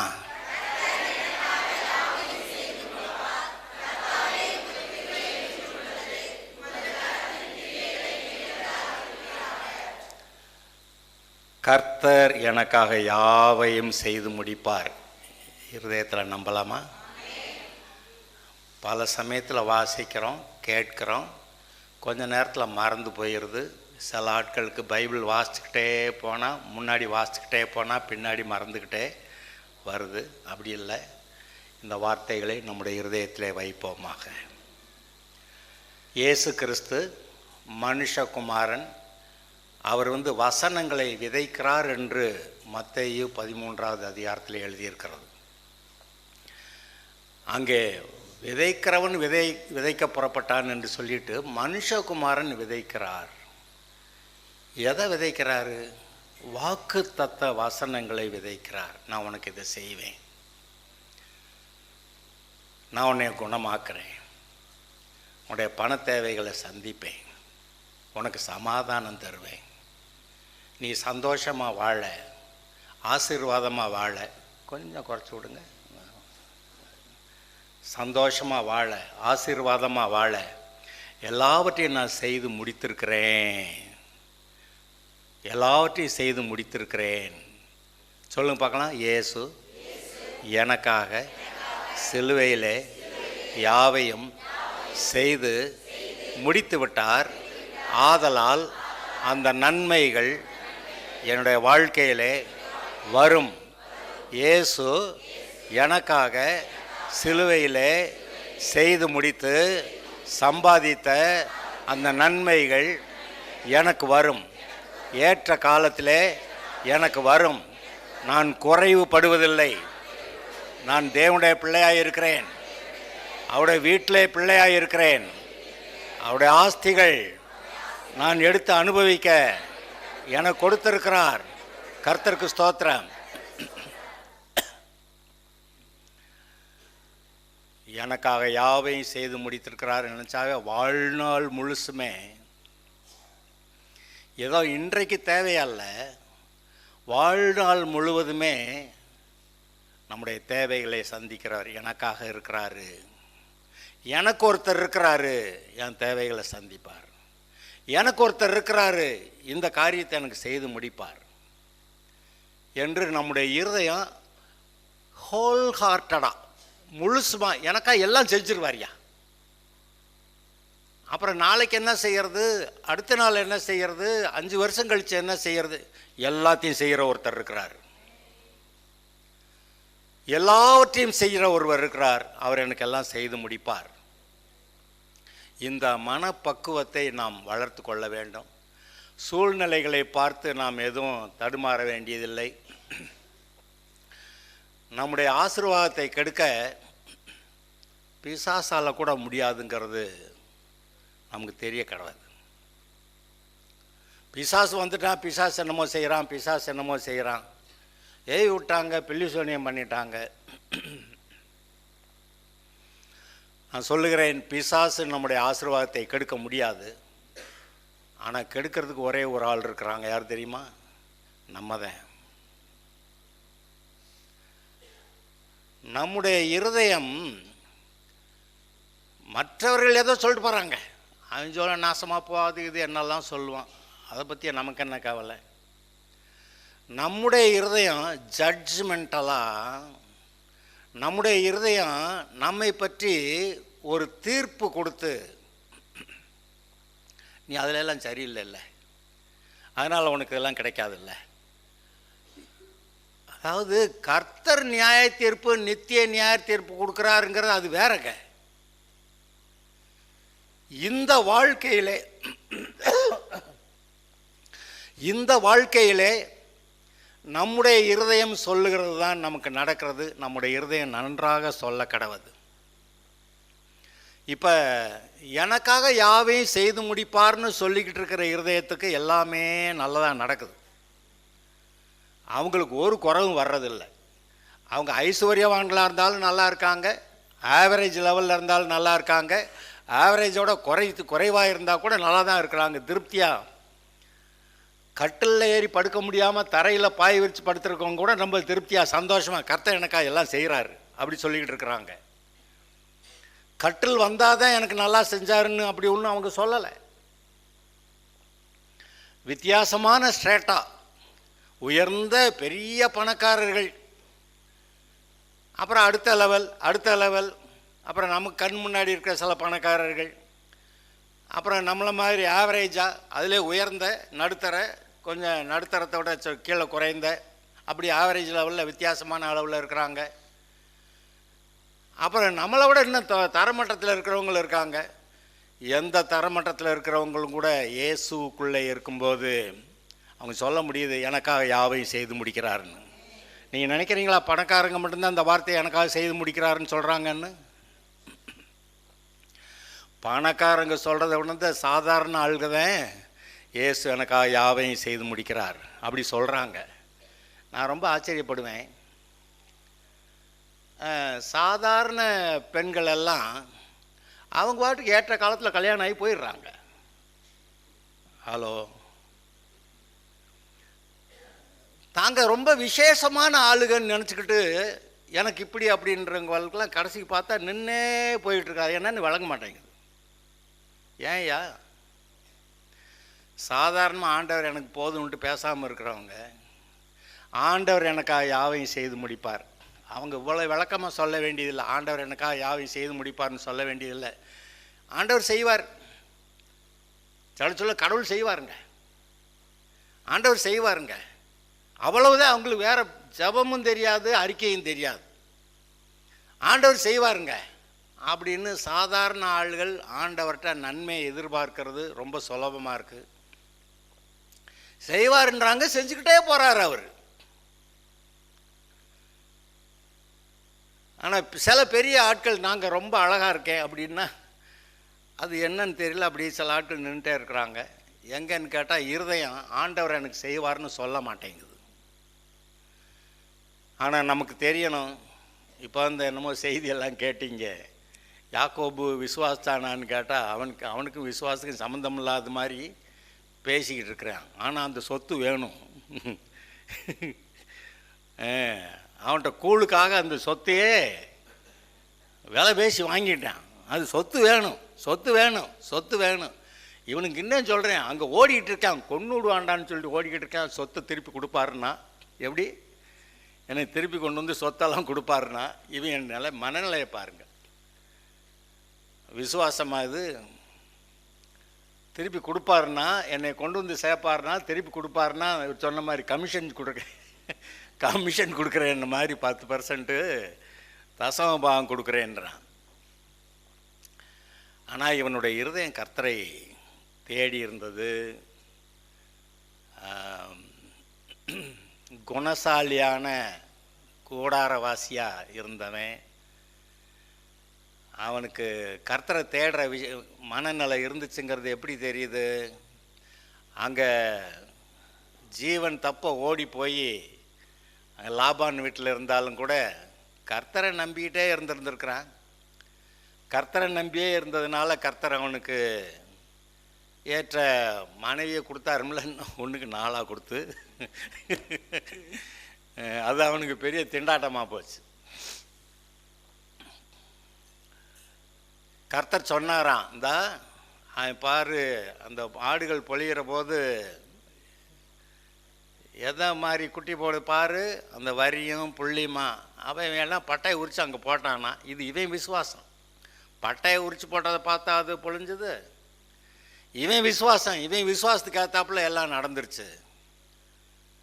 கர்த்தர் எனக்கு செய்கிறாருன்னு சொல்லி கர்த்தர் சொன்னாராம், செஞ்சானா. அதான் விசுவாசத்தின் செயல் கிரியையாக வந்தது. அப்படியே நடந்ததுன்னு நம்ம பார்க்குறோம்.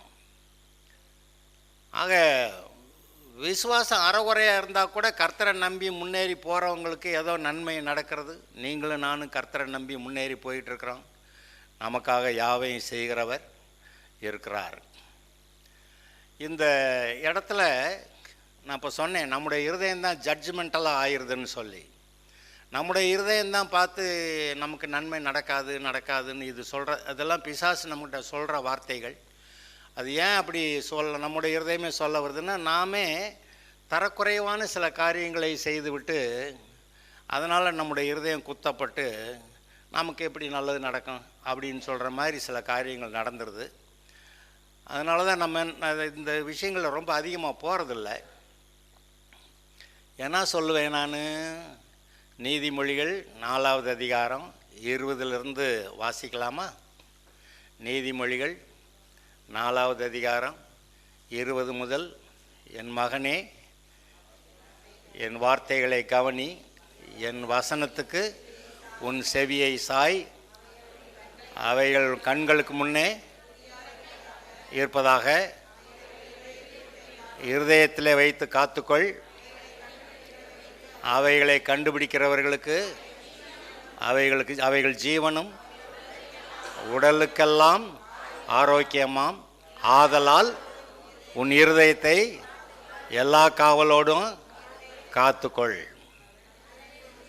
ஏனென்றால் அதற்குள்ளிருந்து ஜீவ ஊற்று புறப்படும். நான் இப்போ சொன்னேன், அநேக சமயங்களில் நம்முடைய இருதயம் தான் ஜட்ஜ்மெண்ட்டில் நியாய தீர்ப்பு கொடுத்து நமக்கு எல்லாம் நன்மையெல்லாம் கிடைக்காது அப்படின்னு இந்த இருதயம் சொல்கிற அது ஜட்ஜ்மெண்ட்டு. இதே நியாய தீர்ப்பு கொடுக்குது. அவர் நியாய தீர்ப்பு கொடுப்பார். அவர் ஒரு தீர்ப்பு சொல்லிட்டார், நான் உன்னை ஆசீர்வதிக்கிறேன்.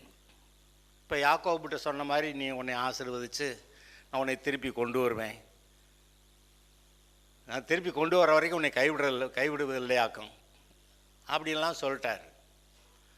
ஆனால் இந்த மனிதனுடைய இருதயம் அது அவனுக்கே நியாய தீர்ப்பு கொடுக்கக்கூடாது. இன்றைக்கு நம்முடைய இருதயத்தில் நாமே நியாய தீர்ப்பு கொடுத்துக்கிறக்கூடாது. என்ன நடக்குதுன்னு கேட்டால், நம்ம விவரம் தெரிஞ்சோ விவரம் தெரியாமையோ நம்மளை பற்றி நாம் என்ன சொல்லிக்கொள்ளுகிறோமோ அதுவே நடக்கிறது. ஆதலால் நம்முடைய இருதயத்தை நன்றாக காத்து கொள்வதற்கு நாம் சரியாக இருக்க வேண்டும், கவனமாக இருக்க வேண்டும். நம்முடைய இருதயத்தை காத்து கொள்வதற்கு ஒரு முக்கியமான ஒரு வசனத்தை எனக்கு பார்ப்போமா? 1 யோவான், கண்களின் நிச்சயம், மாம்சத்தின் நிச்சயம், ஜீவனத்தின் பெருமையுமாகிய இவைகளுக்கு அன்பு கூறாதிருப்பா. எங்கே வாசிக்கலாம்? 1 யோவான்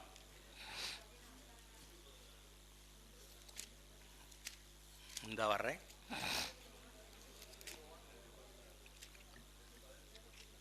2:15 இருக்கும். இந்த வர்றேன். 2:15 உலகத்தில் உள்ளவைகளிலும் அன்பு கூறாதிருங்கள். ஒருவன் உலகத்தில் அன்பு கூர்ந்தால் அவனிடத்தில் பிதாவின் அன்பு இல்லை.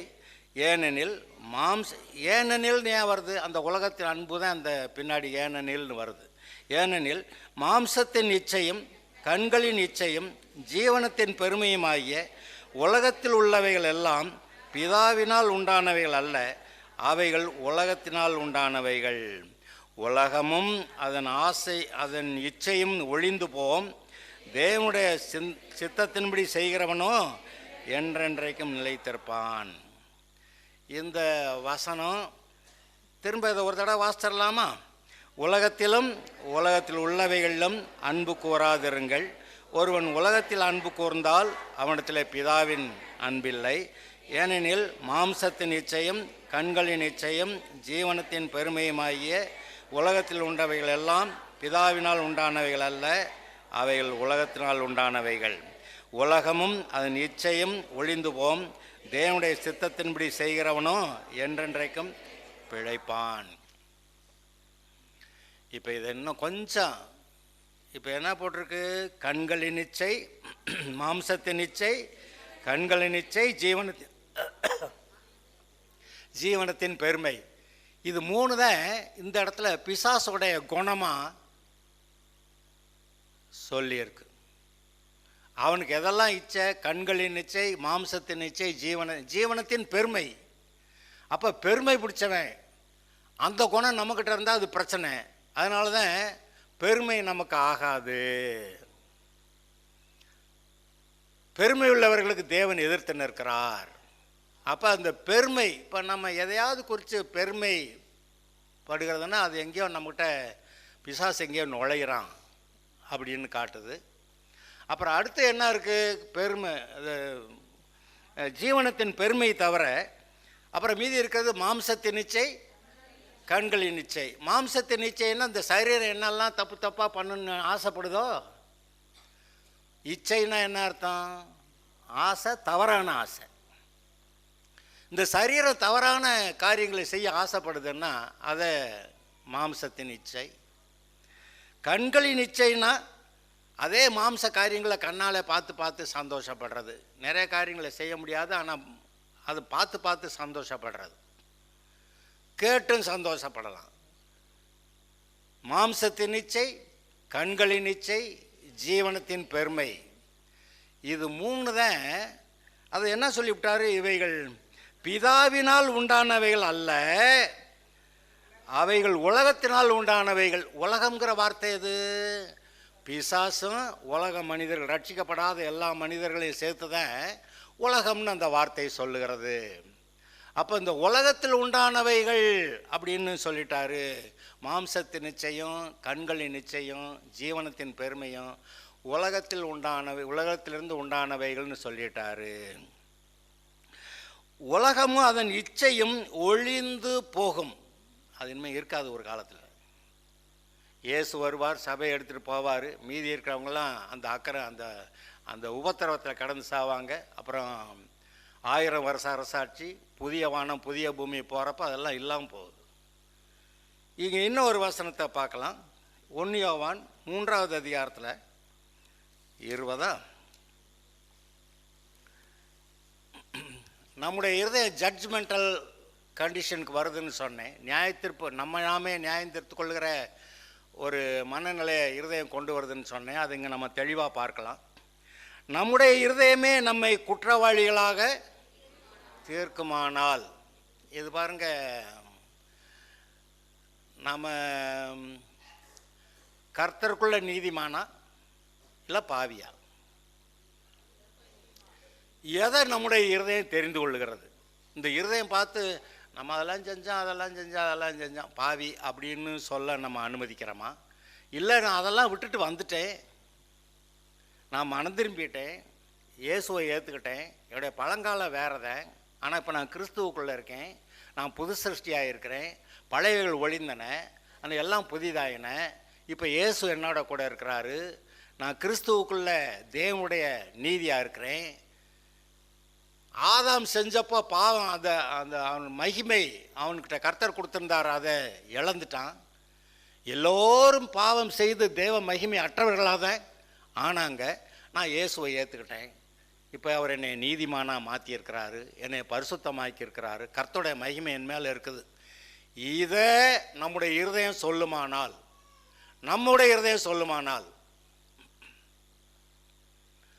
கர்த்தர் என்ன சொல்கிறாருன்னு கூட அவர் சொல்கிறாரு, நீ நீதிமான்னு சொல்கிறாரு, ஆனால் அது கூட வேலை பார்க்க மாட்டேங்குது. நம்ம இருதயத்தில் அது பட மாட்டேங்குது. அங்கே பாட்டு நம்ம இருதயம் பாவிதான் அப்படின்னு சொல்லிச்சுன்னா போச்சு. இங்கே தான் யார் பேசுகிறத கேட்குறதுன்னு. அவர் பேசுகிறது நடக்க மாட்டேங்குது, பிசாசு பேசுகிறது நடக்க மாட்டேங்குது. நீங்கள் உங்கள் இருதயத்தில் என்ன சொல்கிறீங்களோ அது நடந்துருது. உங்களுடைய இருதயம் உங்களை நியாயத்தீர்ப்பு கொடுக்க விடாதீங்க. அப்படியே என்ன கேவலம் போயிருந்தா கூட இயேசு என்னை காப்பாற்றுவார். யோனா சொன்னேன், அங்கே போய் பாதாளத்தில் மீன் வயிற்றுக்குள்ளே இருந்துக்கிட்டு பொய்யான மாயையை பற்றி கொள்ளுகிறவர்கள் தங்களுக்கு வரும் கிருபையை போக்கடிக்கிறார்கள். நானோ என்ன சொல்கிறான்? கர்த்தரத்தில் வந்து வேண்டிக்கிறேன், அவர் என்னை காப்பாற்றுவாருன்னு. அது வாசிங்க பார்க்கலாம். யோனால 2:9, 2:9, யோனா 2:9 வாசிங்க. நானோவெனில் துதியின் சத்தத்தோட உமக்கு பலியிடுவேன், நான் பண்ணின பொருத்தனையை செலுத்துவேன். ரட்சிப்பு கர்த்தருடையது, கர்த்தருடைய ரட்சிக்கிறார் போடான்றான்.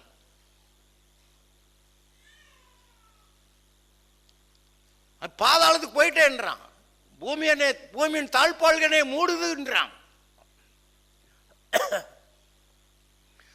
ஆனா அந்த சமயத்தில் அவன் சொல்றான், ரட்சிப்பு கர்த்தருடையது, நான் கர்த்தருக்கு பொருத்தனை பண்ணுவேன், செலுத்துவேன்.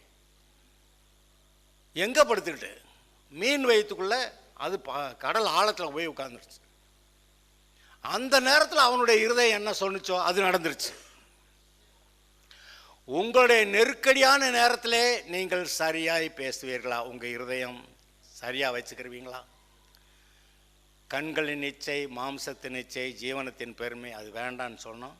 இப்போ இந்த 1 யோவான் 3:20, நம்முடைய இருதயமே நம்மை குற்றவாளியாக தீர்க்குமானால். இப்போ ஒரு கேள்வி, நம்முடைய இருதயத்தை நம்ம குற்றவாளியாக தீர்க்கப்படணுமா? வேற யாரும் இல்லைங்க, நம்முடைய இருதயம் நம்மை குற்றவாளியாக தீர்க்கப்படக்கூடாது. கர்த்தர் நம்மளை காப்பாற்றுறேன்றார், பிசாசு உன்னை கொன்னே விடுவேன்றான். ஆனால் இப்போ கர்த்தர் சொன்ன வார்த்தையை கேட்டால் அவர் ஜீவாதிபதி. எனக்கு ஜீவன் உண்டாயிருக்கவும் அந்த ஜீவன் பரிபூர்ணப்படவும் வந்தேன்னு சொல்லியிருக்கிறார். வாக்கு மாறாதவர், பொய்யுரையாதவர், சொன்னதை செய்கிறவர், உங்களோடு கூட இருக்கிறவர், ஏதோ உலகத்தின் முடிவு வரையும் நான் உங்களோட கூட இருக்கிறேன் என்றவர். இதை பிடித்து கொள்வோமாக. இதை பிடித்து கொண்டா உங்களை ஜெயிக்கிற ஒருத்தருமே பூமியில் கிடையாது.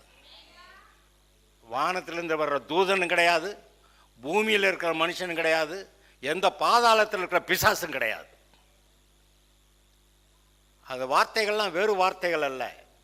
யோசுவா பார்த்து கர்த்தர் சொல்றாரு, உன்னுடைய ஜீவனுள்ள நாளெல்லாம் ஒருவனாகிலும் உனக்கு முன்பாக எதிர்த்து நிற்பதில்லை. ஏன் நீங்க ஒரு யோசுவா போல இன்னைக்கு இருக்க மாட்டீங்களா? கர்த்தரோட கூட சேர்ந்து நடப்பேன். நோவா சொன்னா கர்த்தரோட கூட சேர்ந்து நடப்பேன், நடந்தான். இப்படி கர்த்தரோட கூட நடக்கிறவர்கள் எல்லாரும் கர்த்தருடைய கிரியைகளை தங்களுடைய வாழ்க்கையிலே செய்து முடிக்கிறார்கள். நம்முடைய மனம் மாத்திரம் கர்த்தர்கிட்ட இருந்ததுன்னா கர்த்தர் நமக்கு என்ன செய்கிறார்னு நமக்கு தெரியும். ஏங்க ஒரு வசனத்தை நான் இங்கே இது முடிச்சுட்டு போயிடுமா?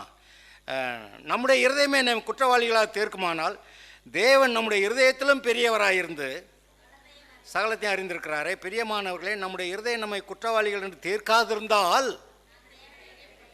நாம் தேவனிடத்தில் தைரியம் கொண்டிருந்து அவருடைய கற்பனைகளை நாம் கை கொண்டு அவருக்கு முன்பாக பிரியமானவைகளை என்ன செய்கிறீங்களா? பிரியமானவைகளை என்னமோ செய்கிறீங்களே, அது என்னவா? கர்த்தருக்கு பிரியமானது. பிரியமானதை செய்கிறீங்களா? நான் பிரியமானதை செய்கிறேன்னு சொல்கிறவங்க, அட்லீஸ்ட் இன்னுமே செய்வேன்றவங்க கை தூக்குங்க, ஒரு அல்லேலூயா சொல்லுங்க. அல்லேலூயா. எதை செய்தாலும் கர்த்தருக்கு பிரியமாய், புசித்தாலும் குடித்தாலும் சகலத்தையும் கர்த்தருடைய மகிமைக்காய் செய்வேன், கர்த்தருக்கு பிரியமானதை செய்வேன். தீர்மானம் அப்படிதாங்க. பெரிய பைபிள்லாம் மனப்பாடம் பண்ணி ஒப்பிக்க வேண்டிய அவசியம் இல்லைங்க. நான் கர்த்தருக்கு பிரியமாக இருப்பேன், கர்த்தருக்கு பிரியமாக தான் செய்வேன். யோசேப்புக்கிட்ட வந்து போத்திபார் மனைவி வந்து சரசம் பண்ண வர்றா. அது தேவனுக்கு விரோதமாக பாவம் செய்கிறது எப்படி? ஐயோ, அப்படி நான் தேவனுக்கு பிரியமாக இருக்காள்னு அத்துக்கிட்டு ஓடிட்டான். தேவனுக்கு பிரியமாக இருக்கிறது அவ்வளவு போதும். நான் கர்த்தருக்கு பிரியமாக இருக்கணும், பிரியமாக இருக்கணும், பிரியமாக இருக்கணும்.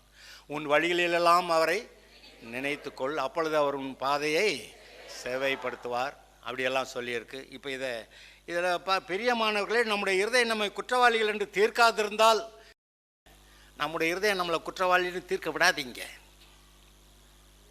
நீ அதை செஞ்சியா இதை செஞ்சியா அதெல்லாம் போட கணக்கு முடிவு வச்சுடா.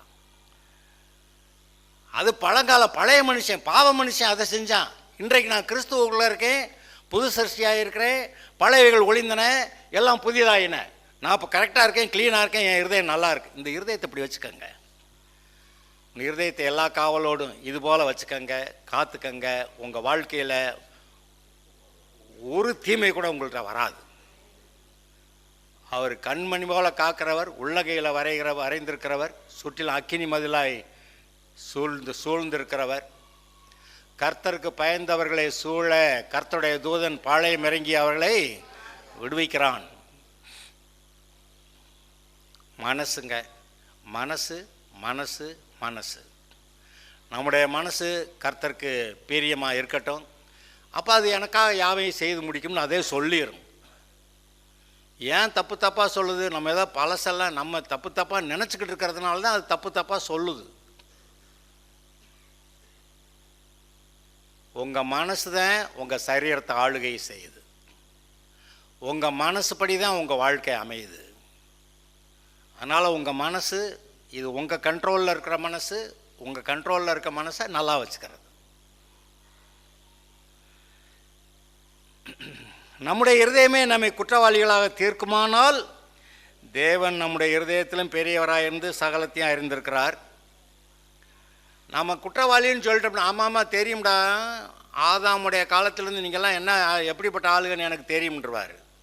ஆனால் இல்லை, நான் இயேசுவோடு இருக்கேன், அவர் என்னை ரட்சித்திருக்கிறாரு, பழசெல்லாம் அவுட்டு, இப்போ கர்த்தர் என்னோட இருக்கிறாருன்னா கர்த்தர் ஆதாம்லேருந்து கணக்கு போடுறதுக்கு பதிலாக இயேசுலேருந்து உங்கள் வாழ்க்கையை கணக்கு போட்டுருவார். ஹலோ, ஆதாம்லேருந்து நீ எப்பேற்பட்டவன் எனக்கு தெரியாதாடா அப்படி சொல்கிறத விட்டுட்டு, நான் கிறிஸ்துவுக்குள்ளே இருக்கேன், ஆண்டவர் எனக்குள்ளே இருக்கிறாரு, என் இருதயத்தை அவருக்கு முன்னாடி பத்திரமா ஒழுங்காக வச்சுருக்கேன் அப்படி சொல்லுங்கள். அப்போ கர்த்தர் உங்களை பற்றி கணக்கு போடும்போது இயேசு கிறிஸ்துவிலேருந்து கணக்கு போடுறார். இயேசு கிறிஸ்து ரட்சிக்கப்பட்டதுலேருந்து இன்றைக்கி புது வாழ்க்கை, பழசெல்லாம் இல்லை, இப்படி ஒரு கணக்கு போடுறார். இந்த இருதயத்தை எப்படி கெடுக்கிறதுங்கிறது, அதை மட்டும் ஒரே ஒரு பாயிண்ட்டை மட்டும் சொல்லிவிட்டு நான் இன்றைக்கி முடிக்கிறேன். இந்த இருதயத்தை எல்லா காவலோடும் காக்கிறது பற்றி இன்னும் சில வாரங்கள், 2-3 வாரம் நான் சொல்வேன்னு நினைக்கிறேன். எங்கே? ஆதியாகமம்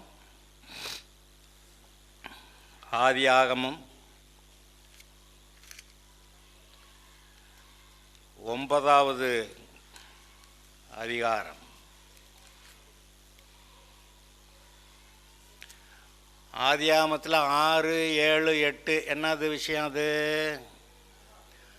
9வது ஆதியாகமத்தில் 6, 7, 8 நோவா காலத்து பேழை, அந்த வெள்ளம். சரி, 9வது அதிகாரம் பேழையை விட்டு வெளியே வந்துட்டாங்க. பேழை விட்டு வெளியே வந்த ஒருபாடு என்ன நடந்ததுங்கிறது அதில் எழுதியிருக்கு. அவன் கர்த்தருக்கு பலியிட்டானா. அப்போ அவரெல்லாம் சொன்னாராம், மாம்சத்தை அதன் உயிராகிய இரத்தத்தோடு புசிக்க வேண்டாம், உங்களுக்கு உயிராக இருக்கிற இரத்தத்திற்காக பழி வாங்குவேன், சகல ஜீவ ஜந்துகளிடத்திலும் மனுஷனிடத்திலே பழி வாங்குவேன், மனுஷனுடைய உயிருக்காக நான் அவன் சகோடத்திலே பழி வாங்குவேன், மனுஷன் தேவசாயிலே உண்டாக்கப்பட்டபடியால் மனுஷனுடைய ரத்தத்தை எவன் சிந்துகிறானோ அவனுடைய ரத்தம் மனுஷனாலே சிந்தப்பட கடவது, நீங்கள் பலுகி பெருகி பூமியிலே திரளாய் வர்த்தித்து விருத்தியாகுங்கள். ஆதாமுக்கு சொன்ன மாதிரி மறுபடி நோவா கிட்ட சொல்லியிருக்கிறாரு. சரி, அதெல்லாம் அதுக்கு பின்னாடி அவனுடைய சந்ததி என்னன்னு சொல்லி அங்கே வந்திருக்குது. அதில் 20வது வசனத்திலிருந்து வாசிக்கலாம். நோவா பயிரிடுகிறவனாகி திராட்சை தோட்டத்தை நாட்டினான். அவன் திராட்சை ரசத்தை குடித்து, திராட்சை ரசம் குடிக்கிறத பற்றி பிரச்சனை இல்லை, ஆனால் என்ன ஆயிடுச்சு, வெறி கொண்டு தன் கூடாரத்தில் வஸ்திரம் விலகி படுத்திருந்தான். அப்பொழுது கானானுக்கு தகப்பனாகிய காம் தன் தகப்பனுடைய நிர்வாணத்தை கண்டு வெளியில் இருந்த தன் சகோதரர் இருவருக்கும் அறிவித்தான். அப்பொழுது சேமும் யாப்பேத்தும் ஒரு வஸ்திரத்தை எடுத்து தங்கள் இருவருடைய தோள் மேல் போட்டுக்கொண்டு பின்னிட்டு வந்து தங்கள் தகப்பனுடைய நிர்வாணத்தை மூடினார்கள். அவர்கள் எதிர்முகமாய் போகாதபடியால் தங்கள் தகப்பனுடைய நிர்வாணத்தை காணவில்லை. நோவா திராட்சரசத்தின் வெறி தெளிந்து விழித்தபோது தன் இளைய குமாரன் தனக்கு செய்ததை அறிந்து, கானான் சபிக்கப்பட்டவன், தன் சகோதரிடத்திலே அடிமைகளுக்கு அடிமையாயிருப்பான் என்றான். இந்த ஒரு சம்பவம் தான் முதல்ல பைபிளில் ஒரு சாபமாக போட்டு இப்படி வந்துருச்சுங்கிற, மனுஷன் ஒருத்தன் சொல்லி சாபமாக போட்டு வந்துருச்சுங்கிற ஒரு காரியமாக இருக்குது. ஆனால் இது எங்கே ஆரம்பிக்குது? அவன் திராட்சை தோட்டத்தை பயிர் பண்ணது தப்பா? திராட்சரசம் குடிக்கிறதும் தப்பா? திராட்சரசம் குடிக்கிறதுன்னா இயேசுநாதர் கானா ஊரில் தண்ணீரை திராட்சை ரசமாக்கி நல்லா குடிங்கன்னு கொடுத்ததெல்லாம் அதில் எங்கேயோ குழப்பம் வந்துடுது. அதனால் திராட்சை ரசம் குடிக்கிறதுல ஒன்றும் இல்லை. ஆனால் குடித்து வெறித்து போகிற அளவுக்கு குடிக்கிறதுல அங்கே என்னமோ இருக்குது. இவன் திராட்சரசம் குடித்து வெறி கொண்டு தன் கூடாரத்தில் வஸ்திர விலகி படுத்திருந்தான். அப்பொழுது கானானுக்கு தகப்பனாகிய காம் தன் தகப்பனுடைய நிர்வாணத்தை கண்டு வெளியிலிருந்த தன் சகோதரருக்கு இருவருக்கும் அறிவித்தான். அப்பொழுது சேமும் யாப்பேத்தும் ஒரு வஸ்திரத்தை எடுத்து தங்கள் இருவருடைய தோள் மேல் போட்டுக்கொண்டு பின்னிட்டு வந்து தங்கள் தகப்பனுடைய நிர்வாணத்தை மூடினார்கள். அவர்கள் எதிர்முகமாய் போகாதபடியினாலே தங்கள் தகப்பனுடைய நிர்வாணத்தை காணவில்லை. நோவா திராட்சரசத்தின் வெறி தெளிந்து விழித்தபோது தன் இளையகுமாரன் தனக்கு செய்ததை அறிந்து, கானான் சபிக்கப்பட்டவன், தன் சகோதரத்தில் அடிமைகளுக்கு அடிமையாயிருப்பான் என்று சொல்லிவிட்டான். இவ்வளவு பிரச்சனை எங்கே ஆரம்பிச்சதுன்னு நினைக்கிறீங்க? அளவுக்கு மிஞ்சி குடிக்கிறதுல இல்லை, அளவுக்கு மிஞ்சி குடிச்சிட்டு வெறி கொண்டு வஸ்திரம் விலகி படுத்திருந்த இவன் பாட்டுக்கு தோணியாக படுத்திருந்தாருந்தா கூட ஒன்றும் இல்லை. அங்கே என்னமோ எவனோ ஒருத்தன் பார்த்துட்டு அதை போய் தன் சகோதரருக்கு அறிவிக்க அவங்க இவனுடைய நிர்வாணத்தை மூடினாங்க, அது வேற. ஆனால் இவன் என்ன செய்தான்னு கேட்டுட்டு நோவா யாரை சபிச்சான்? கானானையா? காம், ஆமாம், சரி, கானான். காம் தான் பார்த்து நிர்வாணியாக இருக்கான்னு போய் பார்த்து சகோதரர்கிட்ட சொன்னது. ஆனால் நோவா என்ன செஞ்சானா? கானான் யாரு? காமோடைய மகன், இவனுக்கு பேரே யார்? நோவாவுக்கு பேரே. நோவாவுடைய குமாரன் காம், காமுடைய குமாரன் கானான். இவன் கானான சபித்தானா? பாவம் செஞ்சது மகன் காம், காம் தான் பாவம் செஞ்சவன். சபிக்கப்பட்டது பேரன். என்ன நோவா என்ன லூசா?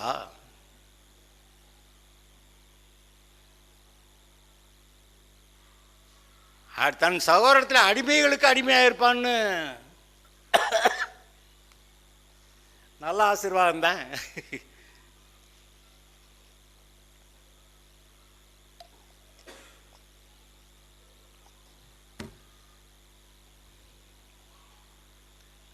அவர்கள் திராட்சை காய்களை தின்றார்கள், அவர்களுடைய பிள்ளைகளுடைய பற்கள் கூசி போயிட்டு. அப்படி வாசிச்சிருக்கீங்களா பைபிளில்? அப்பா அம்மா பிள்ளை திராட்சை காயத்தின்னா யார் பல்லு கூசி போயிருமா? இது என்னங்க, அதுவும் சரியாக தெரியலை. அவனவன் செய்த பாவத்துக்கு அவனவே அனுபவிப்பான், அவன் செஞ்ச பாவத்துக்கு அவன் தண்டனை அனுபவிப்பான், அவ்வளோதானே கணக்கு. ஆனால் இவர் என்ன பண்ணிட்டான்? காம சபிக்கிறத விட்டு காணான சபித்தான் அப்படின்னு சொல்லிடுறாங்க. இதில் பைபிள் வியாக்கியானம் சொல்கிறவங்க இத்தோட விட மாட்டாங்க. அவங்க என்ன சொல்லுவாங்க, கானான் யார், இந்த காம் ரொம்ப மோசமான ஆள், தன் தாயோட கூட சேர்ந்து ஒரு பிள்ளையை பெற்று கானான்னு பேர் வச்சான்னு இந்த பைபிள் வியாக்கியானம் பண்ணுறவங்க சொல்லிவிடுவாங்க. அதை அறிந்துதான் நோவா கானான சபித்தான் அப்படின்னு சொல்லி. அப்படி பார்த்தாலும் காமத்தான் சபிக்கணும். கானான அவன் என்ன பண்ணுவான், கானான் என்ன செய்வான்? ஆனால் என்னவோ ஒரு குழப்பம் இருக்குது. ஆனால் எல்லாவற்றுக்கும் ஆரம்பம் அங்கே ஏதோ திராட்சரசம் குடித்து வெறித்து வஸ்திரம் விலையை படுத்திருந்து, மற்றவங்க பார்க்குற அளவுக்கு வஸ்திரம் விலையை படுத்திருந்து, அதனால் உண்டான பிரச்சனை. இது ஒரு குடி வெறி, அதோட தொடர்ந்து வர எல்லாம் மாம்சத்தின் கிரியைகளாய் இருக்கின்றன. ஆவியின் கனி அன்பு, சந்தோஷம், சமாதானம், சாந்தம், தயவு, இச்சை அடக்கம், விசுவாசம், நீடிய பொறுமை எல்லாம் வருது. தயவு அந்த ஆவியின் இல்லை மாம்சத்தின் கிரியைகளாவன எடுத்து வாசிங்க, அது நிறையா இருக்குது.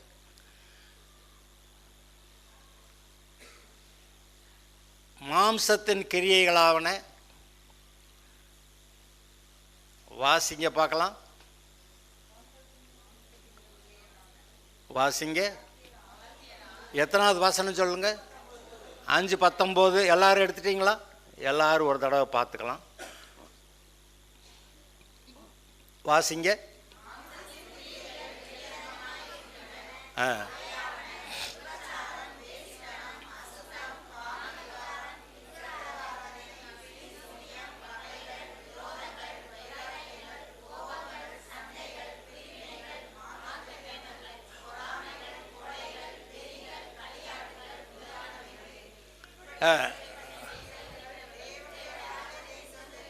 இல்லை.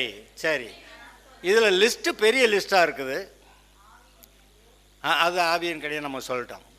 இப்போ இந்த லிஸ்ட்டு பெரிய லிஸ்ட்டாக இருக்குது.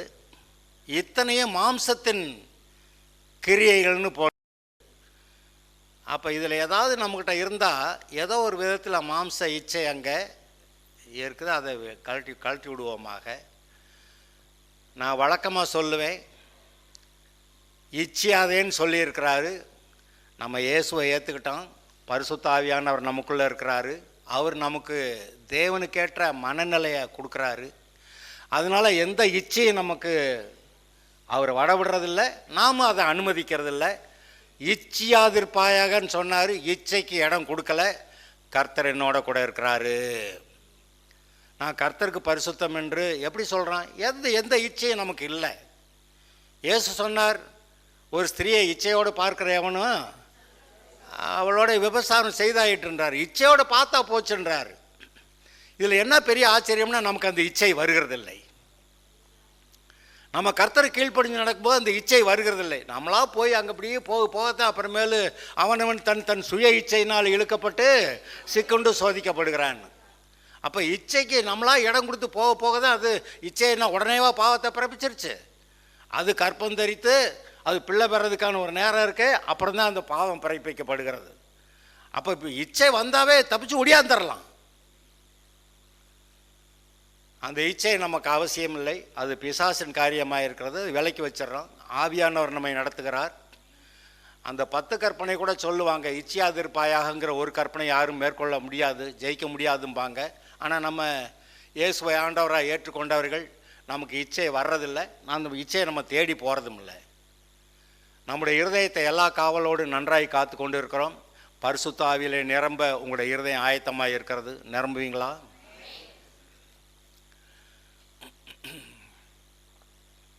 மாம்சத்தின் கிரியைகளாவனன்னு சொல்லி பைபிளில் போட்டிருக்கிறபடி இந்த நிர்வாணம் தான் முதல்ல ஆரம்பிச்சிருக்குது. அதுக்கு பிறகு தான் மற்ற எல்லா கிரியைகளையும் நீங்கள் அங்கே பார்க்கிறீர்கள். சிம்சோன் என்ன பண்ணான்? அவன் ஏதோ ஒரு இச்சையினால் போய் அந்த பெலிஸ்தருடைய போய் ஒரு பெண்ணை பார்த்து, அப்புறம் வேசின்னு தெரிஞ்ச பெலிஸ்தரோட பொண்ணை கல்யாணம் பண்ணுறதை பற்றி கூட அப்பா அம்மா ஒன்றும் சொல்லலை. அப்புறம் வேசியை பார்த்து வேசி வேணும்னு போனால் ஒரு தடவை 2 தடவை 3 தடவை 4வது தடவை குறப்ப மாட்டிக்கிறான். அந்த மாம்ச இச்சை அவனை போட்டு தள்ளிடுச்சு. தாவீது கூட ஒரு இடத்துல இப்படி போய் எங்கேயோ மாட்டி இருந்திருக்கிறான். சாலமோன் அதுக்கு தன்னை ஒப்பு கொடுத்துட்டான்.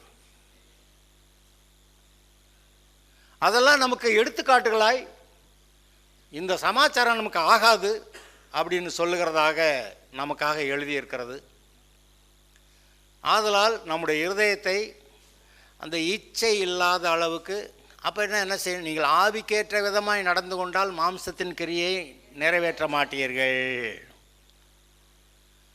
அப்படின்னு சொல்லியிருக்கு.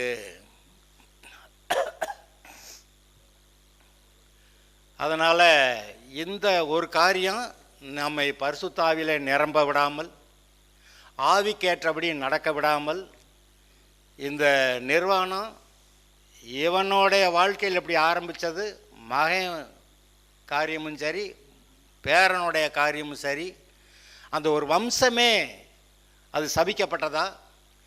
கானான கர்த்தர் அவனை சபித்தானா நோவா? கடைசிக்கு கானானியர்களை கொன்னுட்டு இஸ்ரவேலரை வந்து அவங்க குடியேறணும்னு சொல்லிட்டார்.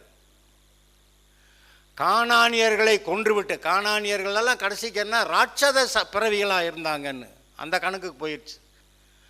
அதனால் கானானியர்கள் அழிச்சிட்டு இஸ்ரவேலர் வந்து குடியேறுறாங்க.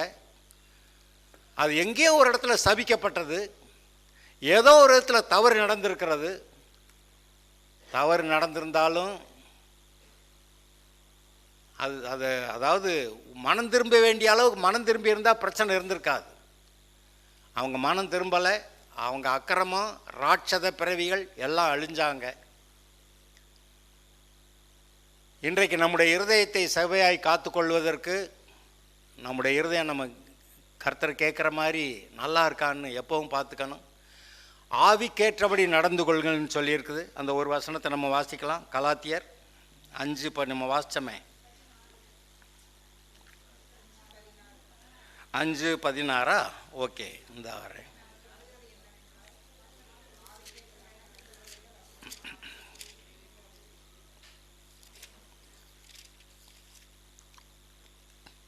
புது பைபிள் உடனே சொல்ல நோக்கம் திறக்க மாட்டேங்குது. சரி, கலாத்தியர் 5:16. பின்னும் நான் சொல்லுகிறது என்னவென்றால், ஆவிக்கேற்றபடி நடந்து கொள்ளுங்கள், அப்பொழுது மாம்ச இச்சையை நிறைவேற்றாதிருப்பீர்கள். மாம்சம் ஆவிக்கு விரோதமாகவும் ஆவி மாம்சத்துக்கு விரோதமாகவும் இச்சிக்கிறது. நீங்கள் செய்ய வேண்டும் என்று இருக்கிறவைகளை செய்யாதபடிக்கு இவைகள் ஒன்றுக்கொன்று விரோதமாக இருக்கிறது. ஆவியினால் நடத்தப்படுவீர்களானால் நீங்கள் நியாயப்பிரமாணத்துக்கு கீழ்ப்பட்டவர்கள் அல்ல. அப்போ பரிசுத்த ஆவியினால் நடத்தப்படுகிறவர்களாய், நியாயப்பிரமாணத்துக்கு கீழ்ப்பற்றாமல் கிருபைக்கு கீழ்ப்பட்டிருக்கிறவர்களாய், இயேசுவை ஏற்றுக்கொண்டால் பரிசுத்த ஆவியானவர் நம்மேல் வருகிறார். பரிசுத்த ஆவியினால் நடத்தப்படும் போது இந்த கிரியைகள் எல்லாம் மாம்ச கிரியைகளை விட்டு விலகி இருக்கிறோம். இன்றைக்கு இதை சொல்லணும்னு தோணுச்சு, சொல்லியிருக்கிறேன். யாருடைய இருதயமாவது ஒழுங்காக இல்லாமல் இருந்தால் நம்முடைய இருதயத்தை இப்போ சரி பண்ணிக்கிறது நல்லது. தேவன் ஒவ்வொரு நாளும் உங்களுக்கு ஆசீர்வாதத்தை வைத்திருக்கிறார். ஒவ்வொரு நாளும் ஏதோ ஒரு நாள் விட்டுட்டு இல்லை, ஒவ்வொரு நாளும் கர்த்தர் உங்களுக்கு ஆசீர்வாதத்தை வைத்திருக்கிறார். அதை பெறுவோமாக. நம்முடைய இருதயம், நான் தேவனுடைய பிள்ளையாக இருக்கிறேன், கர்த்தர் எனக்கு நன்மை செய்கிறார், எனக்காக யாவையும் செய்து முடிக்கிறார் என்று நம்முடைய இருதயம் சொல்ல கடவுது. நம்ம பெரிய சாதனையெல்லாம் ஒன்றும் பண்ண வேண்டாம். ஆண்டவருக்கு ஆண்டவரே உமக்கு பிரியமாக இருக்கிறேன் ஆண்டவரே போதும். சாந்தமும் மனத்தாழ்மையும், நான் ஆண்டவரே உமக்கு பிரியமாக இருக்கிறேன், அப்படி நம்ம வைத்துக்கொள்வோமாக. சொல்லும் அடியேன் கேட்கிறேன். இந்த வார்த்தைகள்லாம் நமக்கு ரொம்ப பிரயோஜனமானவைகள். சொல்லும் அடியேன் கேட்கிறேன்னு சொல்லி, கர்த்தாவே நான் உமக்கு பிரியமாக இருக்கட்டும் என்று சொல்லி ஒப்புவிக்கப்பட்ட இப்படிப்பட்ட இருதயம் அது ஆசீர்வதிக்கப்பட்டது. அவர் உங்களுடைய இருதயத்திலிருந்து அந்த ஜீவ ஊற்று, ஆசீர்வாத ஊற்று, அந்த வாக்குத்தத்தம் உள்ளிருந்து உங்களுக்கு விசுவாசத்தை கொடுக்கும். விசுவாசத்தின்படி சகலத்தையும் பெற்றுக்கொள்வீர்கள். ஓகே, ஜெபம் பண்ணலாம்.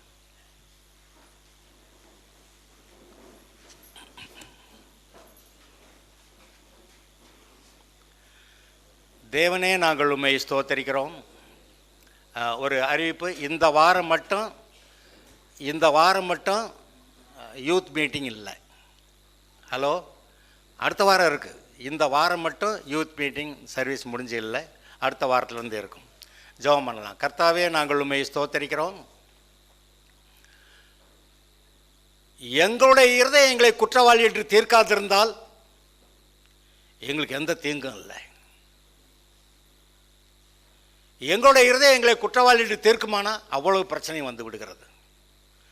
நீர் சொல்லியிருக்கிறீர், நாங்கள் இயேசுவை ஆண்டவராக ஏற்றுக்கொள்ளும் போது எல்லா பாவங்களும் மன்னிக்கப்பட்டிருக்கிறது, இயேசுவின் ரத்தத்தால் கழுவப்பட்டிருக்கிறோம், பரிசுத்தமாக்கப்பட்டிருக்கிறோம், தேவனுடைய பிள்ளையாக இருக்கிறோம், தேவனுடைய மகிமை எங்கள் மேல் இருக்கிறது என்று உம்முடைய வசனம் சொல்லுகிறது. இதை நாங்கள் ஏற்றுக்கொள்ளும் போது பழையவைகள் ஒளிந்தன, எல்லாம் புதிதாயின. நான் கிறிஸ்துவுக்குள் புது சிருஷ்டியாக இருக்கிறேன். கர்த்தர் என்னை ஆசீர்வதிக்கிறார், கர்த்தர் எனக்காக யாவையும் செய்து முடிக்கிறார் என்று எங்களுடைய இருதயம் சொல்லுமே. எங்களுடைய இருதயம் அப்படி சொல்லும்படி நாங்கள் வைத்து கொள்ளுகிறோம். கர்த்தாவே உதவி செய்யும். இப்படி வைத்து கொள்வதற்கு கூட கர்த்தருடைய உதவி எங்களுக்கு உண்டாயிருக்கட்டும். எல்லா பொல்லாங்குகளையும், எல்லா தீங்குகளையும், எல்லா பிசாசுடைய யோசனைகளையும் விலைக்கு தள்ளிவிட்டு இந்த நோவா ஏதோ கவனம் இல்லாமல் இருந்து குடிச்சுவிட்டு வெறித்துங்கிறப்ப என்னமோ ஆயிடுச்சே, அதுபோல் நாங்கள் எந்த இதுலேயும் எல்லை மீறாமல் எங்களை கர்த்தருடைய வட்டத்துக்குள் வைத்துக்கொண்டு எங்களுடைய இருதயத்தை காத்துக்கொண்டு நாங்கள் செவ்வையாய் முன்னேற கர்த்தாவே எங்களுக்கு ஆவியானவருடைய உதவி இருப்பதாக. நீர் எங்களுக்கு சொல்லியிருக்கிறீர், மாம்சத்தின்படி நடவாமல் ஆவிக்கேற்றபடி நடந்தால் சரீரத்தின் கிரியைகளை நாங்கள் அதை தவிர்ப்போம் என்று சொல்லியிருக்கிறீர். மாம்சத்தின் கிரியைகளை நிறைவேற்ற மாட்டோம் என்று சொல்லியிருக்கிறீர். நாங்கள் உம்மை நோக்கி பார்க்கிறோம், உம்மை நோக்கி பார்த்து நாங்கள் பிரகாசம் அடைகிறோம். உம்முடைய ஆவிக்கேற்றபடி நாங்கள் நடந்து கொள்கிறோம். பரிசுத்த ஆவியானவர் எங்களோடு கூட இருந்து எங்களை நடத்துகிறீர். உம்முடைய நல்ல சபையான பாதையில் எங்களை நடத்தும். எங்களுடைய வாழ்க்கை கர்த்தருக்கு மகிமையாக இருக்கட்டும். நாங்கள் உம்முடைய ஆசீர்வாதத்தோடு கூட வாழட்டும். நாங்கள் உமக்கு மகிமையாக இருக்கட்டும். ஆசீர்வதியை நடத்தும். கர்த்தருக்கே துதிக்கான மகிமை. இயேசு கிறிஸ்துவின் நாமத்தில் வேண்டுகிறோம் பிதாவே.